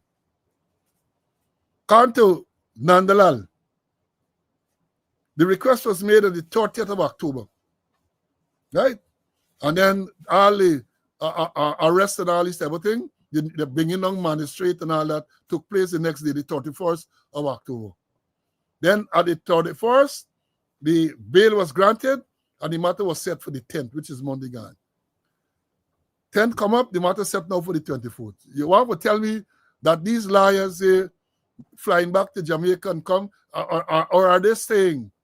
And if they're staying, hotel accommodation, because I know that is whatever top star you have, what is 5-star or 4-star, that is where they're staying with all meals and everything provided, transportation provided. So we are the taxpayers who are paying, and to make matters even worse, the $191 billion that they say they were on the Mohammed owed them, they decided to discontinue that. So it looks like we can't recover this money that we're paying for these liars, right? Because I have a strong suspicion that they come and they button down in some hotel. They button down in some hotel because I can't see them, at least when they came during Sandy, not Sandy, during Melissa. You can't expect them to have been flying to Jamaica at least. They might have flown to elsewhere, but not Jamaica. So it's we paying. And the people, when you talk about all this corruption, all of that is corruption. I can tell you something more about corruption in another episode. All of that is corruption. And they're not telling us the truth. They're dancing. We're not accustomed to doing that dance. But the thing is, he dancing chutney when it's soca playing. Well, that is too close. Soca too close. He dancing chutney when there's some nice old walls playing, so he out of tune. So there it's obvious that he's out of tune. And he come, and again I say, when you listen to Dr. Williams on Caribbean Tea, a lot of these things you will come to understand. It was a brilliant, brilliant presentation yesterday. Brilliant. And don't take my word for it. Don't take my word. Go and find it and listen to it. And if you don't have the time to search for it, or you don't have the know-how, hit me up. I'm going to send it to you on WhatsApp. Once you're on WhatsApp with me, I'm going to send it. Right? Hit me up, I'm going to send it to you. Brilliant presentation. The man go through everything. So even at the end, Nandalal make the point, because he has a lot of inserts from Nandalal presentation. Right? Insert from Nandalal presentation. He had a lot. Talk enough. He had some interview with somebody. Oh, he talking and he talking. But I said before, the more they talk, it's more that has exposed themselves. A battle long, let me bring in CC to get this battle. We're going to come back to this matter. CC, go ahead, my brother. Yeah, like you, Paul, I hold no brief for the Mohammeds. None whatsoever. But I do follow matters of security interests over the years. I've been following. And I listen many times to the Attorney General, and I come to the conclusion that he's not credible. Here's it. The rush proceedings against the Mohammeds with breakneck speed. Go to court. They bring a diamond lawyer that disappointed them, put the Mohammeds on bail. Next step, disclosure. And they actually didn't really disclose anything. The meat of it, if you say you get this information to charge, you get all the ingredients there. When the time of disclosure comes, disclose it. What are you waiting for? Postpone to another date.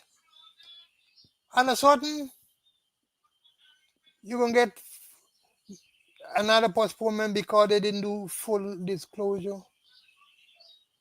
And meanwhile, you have the Jamaicans to pay, the King Council and others. Are they here or are they elsewhere?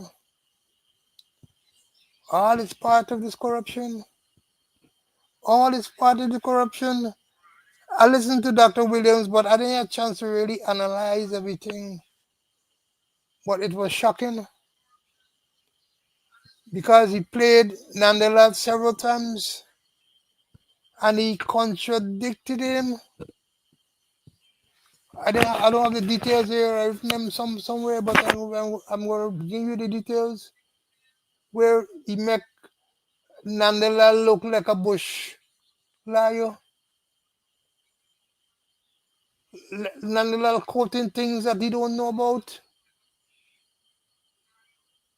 And I wonder what we're really getting on the place. And even back to the Jamaicans, are they admitted to the law to practice law in Guyana? Will they be admitted to practice law in Guyana? So many things going wrong.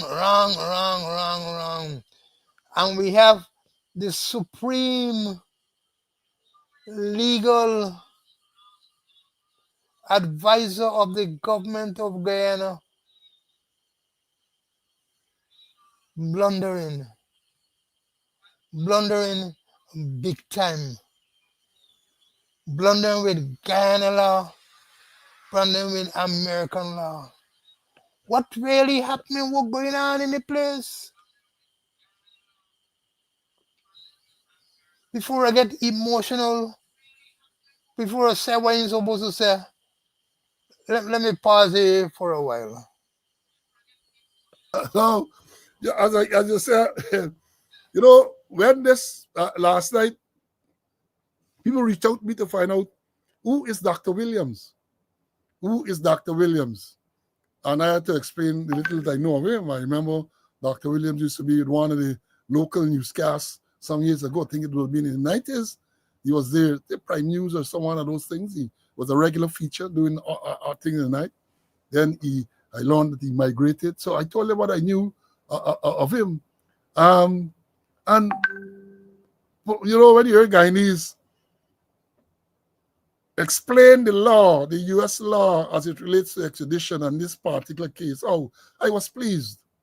I was pleased. I want to hear Nandalal talking up. The older folks will remember Shakespeare play Hamlet. Then they say the lady that protests too much, methinks. And then they say it is used to suggest that someone's excessive and vehement denial of something makes their sincerity questionable. Let me read that back. They say when people complain too much, in Shakespeare Hamlet play, so the lady that protest too much, methinks. And then it says, it is used to suggest that someone's excessive and vehement denial of something makes their sincerity questionable. So since this Azadin Mohammed case and the father case, Nandalal and Jack Dio, every time, tomorrow they got here again. Last week, I understand, over an hour and a half. It's Azadin. The man fortunate, rent-free occupation in some people skull. Rent-free occupation. Rent-free. But you know, Nandalal can say these things because he speaks to a particular audience who will sit there and believe all the nonsenseness that he talks. Because as somebody commented today, said it a song impressive. Song's impressive. And I have said so. Song's impressive. But when you know the facts, when you are aware of the facts, then you know the man saying nonsenseness. Right? Nonsenseness. Right? Somebody, look, and somebody told me I want to put it on the page. It's on Speaking Out. I put it on the page, Speaking Out on YouTube. Not YouTube, on Facebook, Speaking Out, Exposing Corruption, Incompetence. On Facebook, you will find the link to the Caribbean Tea, the program last night. That's the name of the program. You'll find it there. You will find it. So go and look, you're going to find it there. Now, I got a couple of other things on this matter that I want to talk about. As Azadin Mohammed said, and again, me are supporting Azadin Mohammed, but I supporting facts. I supporting the rule of law because he made some very important statements, right? He made some, for example, I saw in last week's course out with a card press conference, the same one we say an old Ikin personally responsible. I saw the man holding up a check and reading out, this is a check for $600 and something $1,000 that Azadin Mohammed paid for this Lamborghini. And with the declaration, he said, you only pay $75,000, something like that. So he was holding that up to show that as evidence of the under declaration. And the first thing that sprung to my mind, isn't that part of the evidence against Mohammed? And if it is part of the evidence, how come the vice president have it in his possession and showing it all over the place? How come he get evidence in a case and showing it? Isn't that corruption too? How did he acquire that? I'm sure it's not no bank from the states either, you know. I am sure no bank from the state gave him that. But here it is, and the blissful ignorance perhaps. So he proud to show, you get the evidence. Azadin Mohammed paid $600 and something US, $600 and something thousand US for this vehicle. And when he declared, he said that is only the Azadin said that he declared for that amount because the president tell him that is what he must use. So Azadin make them type of allegation. Are you going to investigate that type the allegation? But it is appalling that evidence in this matter, evidence, somebody tell me critic, get it too, evidence in a criminal matter They'll get the flash all over, right? They're flashing all over evidence in a criminal matter. If it is genuine, how did they come of it? I asking the question. And all them things, all those things that they're doing, because what they fail to recognize, that if this trial starts in the US is not like Guyana, all of those things can operate in favor of the Mormons, all. But I believe that they're not interested in no conviction, All they're interested in is to get Azrin Mohammed off the scene. Is to get him off the scene. That's all they're interested in. And they jump around, hoping they're gonna get extradited.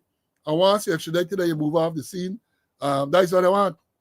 Because remember, when he was arrested on Friday the 31st and taken to court on that day, with Parliament to convene on the couple days after, on the Monday, the 3rd, they never expected him to be put on bail. It is clear. The assessor, Sanjeev Dattadin, Bharat Jagdeo, they say that this is not something somebody dream up, or you just, they said so openly. Tarsi Jagdeo said so before that. Sanjeev Dattadin, who's a member of Parliament for the PPP, or one of the legal minds, I understand, they said so. They never expected him to get bail. So they never expected at this stage that he would have been a member of Parliament. So what happened now? The next stage there is for a leader of the opposition to be elected. When that going to happen? When is that going to happen? The Parliament convened on the 3rd. Azrin Mohammed was sworn in on the 3rd of November. Today is the 12th. Mansour Nadiran called this meeting yet to select, for them to elect, for the members of the opposition to elect a speaker or a leader of the opposition. And let me watch, because perhaps I can never call. All that is dependent. Look, let me understand this clearly. And I say this without any fear of contradiction. The events, we talk about circumstantial evidence. The circumstantial evidence point clearly to the fact that everything that is being done, from the delay in the proclamation of Parliament to the matter where the magistrate was assigned to deal with this matter in Code 7 on Friday the 31st, where, according to Nandalal, the request was made for extradition on the 30th of October.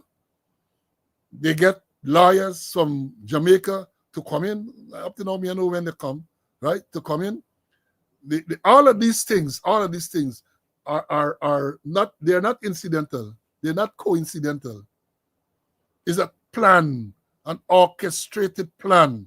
And the end game is to get rid of Azrin Mohammed. That is my belief. And the circumstances clearly show that. It's clearly show. They're going to come and tell you that. But when they say that he should not have been granted bail, what do you think they're telling you? That he should have been in custody on the 3rd of November 2025. They say that he should not have been released on bail.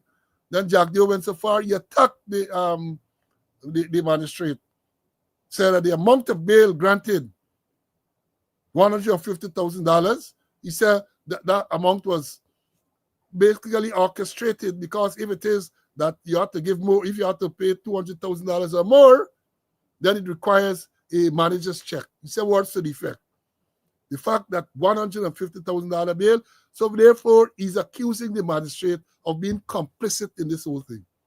Because basically what he's saying too, let me say the magistrate has said $500,000 bail each. And then the court rule is that for that any amount over $200,000, you got to get a manager's check. Friday afternoon, where did they get in the from? Because remember, they can't do no business with no bank, and in any event, they can't bail themselves. Where someone would have been able, manager's check, you got to go to the bank and get a manager's check. Right? And there's no way to get in that. Because I believe that when they were applied for the manager's check, you would have got to write out, make an application, what it is for, pay to the court for something, as bail for bail for Azrin Mohammed. Then bank they jumping around, then in issue blasting manager's check. Let me understand that. So the whole thing, but you know, smart fly, right? Smart fly just get locked up in Kogbati, right? Countryman use another word, smart fly. That is what I mean, right? Smart fly. Let me bring in Mr. Conway for to comment further on his closing, and then I got tune to play for you this afternoon. Yes, CC, go ahead. Yeah, Paul, and it will continue. So many things happening, that it will, the nonsense will continue. And let me just jump off to some other things, that we might be missing. Just though you mentioned about Vaughn, nothing. The shooting at Myconi, Ariel Myconi, 2 men got killed. 2 men got killed. 2 police sergeants shot. According to the report we got, 2 weapons used. One of the sergeant was promoted to inspector. We had a rape at Faith Harmony lockups. We had a man die in the lockups at Letem. They say he hung himself with the underwear. Perhaps according to Jagdeo, he must have had a slack doctor. We had on the West Dam, police in a vehicle chasing a man who driving another vehicle, struck down and killed somebody else. Nothing more about it. We had a man commit suicide at 51 police station. Nothing more about it. A man died from gunshot wounds. He was in Rumwell police station. Nothing about it. We had a sergeant fingered, break and enter, Caesar break and entered, Western Moraro. Nothing more about it. Western Moraro, a policeman gets sentenced to 9 months in prison. Service time, unlike Larimer, his service time, come back, he wasn't interdicted, he wasn't dismissed. And when he report, they tell you got paid that you did join you whilst you were in prison, your family draw the 9 months and you got paid back. Nothing happened after then. We had Senior Superintendent Saw, fingered, sanctioned by US. We hearing nothing but that. Financial irregularities. They're sending a team to Marlborough to investigate. All we hear, they reach the touchdown, nothing more. And the financial irregularities for the whole region. Report 12-year-old that a police corporal involved with a 15-year-old. Sexual offenses, rape. We had one in the region number 6, where at the time, the second in command of Borbies, they say he was in his regular weekend bar hopping, driving his vehicle, involved in a fatal accident with a motorcyclist. Motorcyclist died on the spot. In a matter of days, they transferred that 2IC to region number 8. Now only transfer Meki, the commander region number 8. And within 2 months, they promoted me to a senior superintendent. Nothing but a report.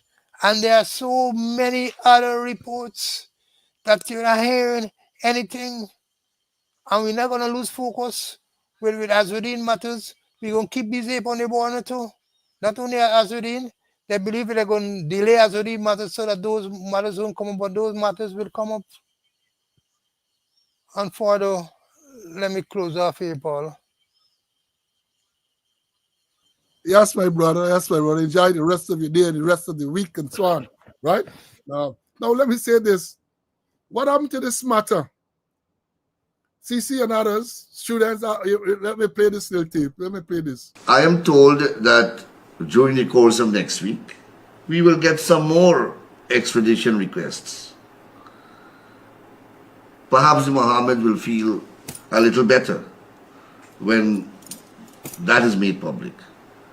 And we will make that public once we receive them, the same way that we have made the Mohammed extradition request public.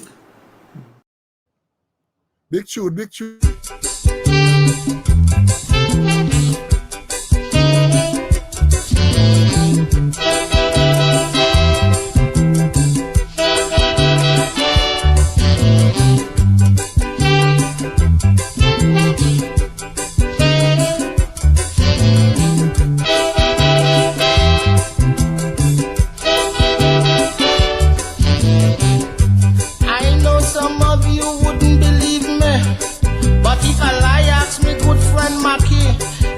A big lying competition to see who they will crown as lying champion.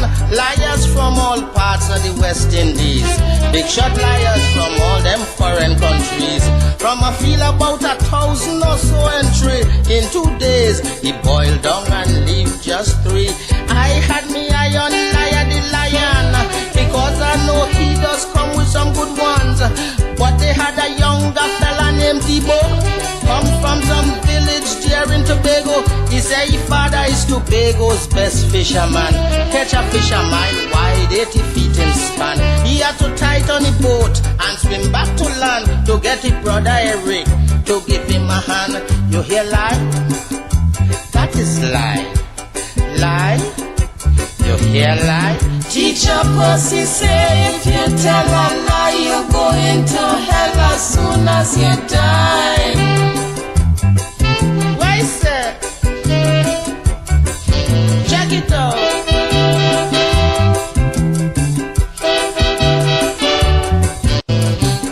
Liar the lion, he laughed till he sweat. He said, Mr. Debo, ain't say nothing yet.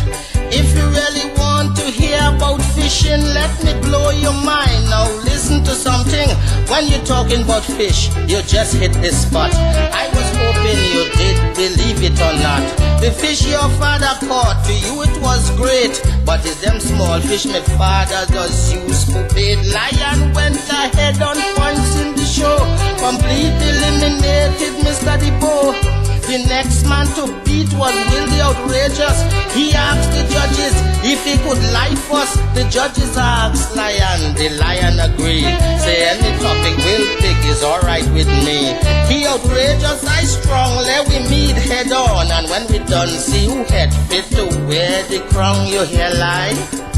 That is lie. Lie? You hear lie? Teacher Pussy say if you tell a lie, you go into hell as soon as you die. Let it go. Let it go. Shook it up.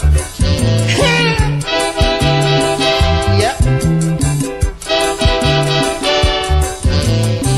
The outrageous say that he knew a tailor comes to making suit. The man is the master. If you show him a man coming round a corner, he could make him a suit and don't even measure.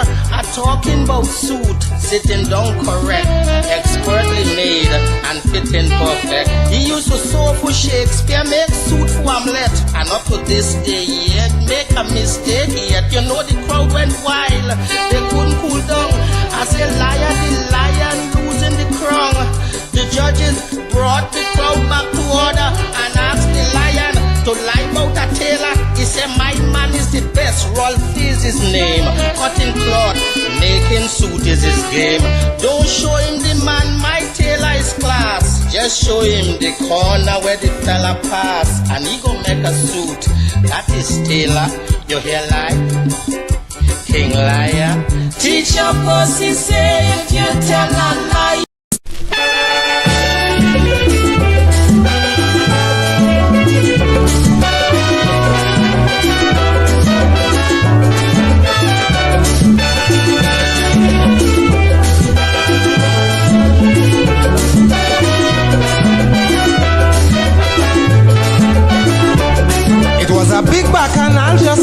day with Enid and she Makume.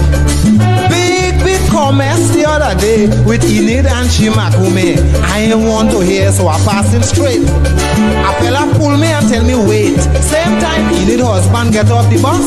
Well, it's now the Makume start to cuss. She say, look Enid, remember it's you who say how you hire your husband so total bay. Your sweet man does come home in the house too. He could only watch and he can't say, yeah Enid, woman, why you lying on me? Girl, I'm not in your category. And if even said what you said is true, you have a man with your husband too.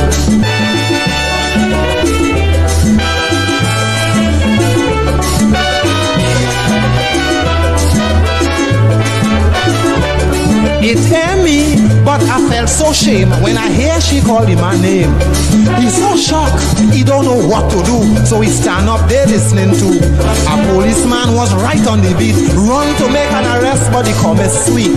Enid is a big socialist in South. She want to cuss, but she hardly open she mouth. Girl, you should shame to kiss me for true. It's me, Enid, who you talking to. When you were sick in the hospital, I lend you me dress, me nighty and all. What you know about shame, the Makume say. You didn't shame last week Saturday when your husband come home earlier. Instead, you had to hide the man underneath the bed.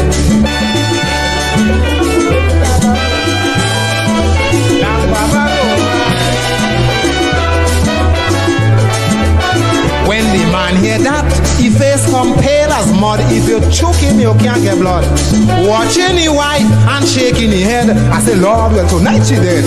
And next comments, woman listening shout, hey, hey, mouth open and Tory jump out. This time the Makume put she hand on she waist, and if you see how she getting on in the place, she say, look, Enid, it's better you leave and go. Don't let me talk everything I know, because you and Doris couldn't agree. You tie the child in the girl belly.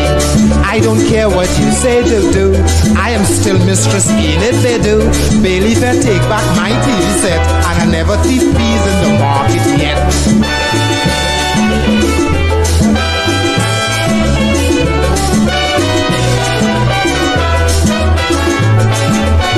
Now the husband shame, he couldn't take no more. He tell the wife, girl, come let we go. He hold she hand and he pulling she, but she tugging away from me. The Makume say, yes, you manny cool. You better take she away for true. She hire so dotish and borrow kid. What she give to rob, is that you take and eat? He say, listen young woman, stop making strife. You want to put me against my wife? In front me face, you're lying on she. My wife ain't have nobody with me. I know that man you are speaking about. That is her cousin who first from South. When he come home with a sleeping tree, sometime I myself does take he for me.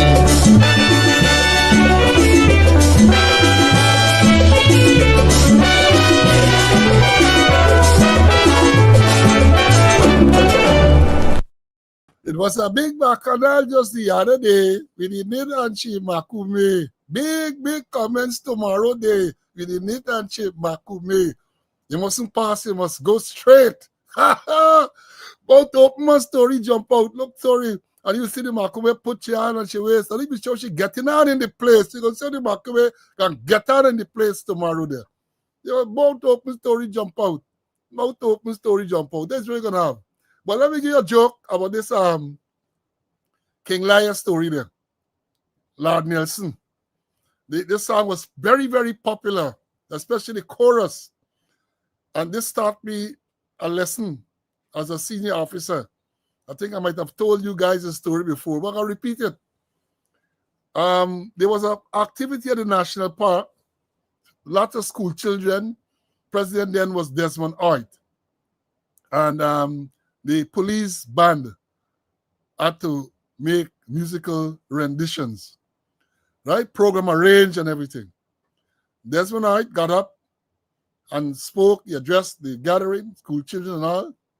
And then immediately after the president's address, listed on the program was a musical rendition by the police band. And they strike up the tune. That was popular then, King Lear. And if you hear the entire National Park with that little picture, they know the words, but they know the chorus. They know the chorus. When they get to the chorus, if you hear Old National Park, lie, you hear lie, That is immediately after the president spoke. Baron Ragabir was the commissioner of police. Waddle was put on the red carpet immediately after. Ronald had to apologize and beg and ask other thing. And since then, I learned when I organized parades and so on, you hadn't put in no musical rendition alone on the program. I got to hear, you got to tell me what is the name of the song for me to approve that it is appropriate. You get the president just the talk, and then you got to play King Liar. Oh, Lord, you're lying. But that will be appropriate these days. That will be appropriate these days. But in those days, a man like Desmond, Desmond was a decent man. Decent man. Folks, we've had a long morning. We get more to talk about on corruption. We get more to talk about on this extradition case, right? We just touch it, tap, as they would say, right? Tap. And people say that they love the musical interjections, not rendition, King Liar, and then Woman Bacchanal. I can find some more to pray, which I think those songs that are appropriate.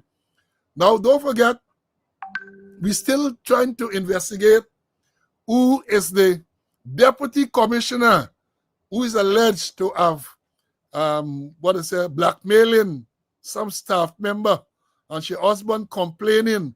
Who is this person? This person seems to be a mysterious person. Who is the person? And then I see something just circulated on social media. They're talking about the deputy commissioner. I know if it's the same one. I know the same one. I'm going to tell you what it is. Go on social media, you're going to see it. Right? You're going to see it. You go on social media, you're going to see something just bust about the deputy commissioner. I know if it's the one and the same deputy commissioner, but this has nothing to do with blackmailing and sexual allegations. It has to do with something else. Something about sanctions and extraditions. Oh, God, the thing getting nice. I can't tell the Trinidad. Oh, God. The Trinidad and the Trinidad. Oh, God. So let me see what happened. Let's investigate, and we're going to see what is happening. Folks, we've had a long morning. I know, again, apologies for the technical issues at the beginning. I suspect now when we look at the numbers, most of the students would have been able to communicate. We passed 2,000 and running past 2,000, past 2,100 and so on. But as I said before, what happened is that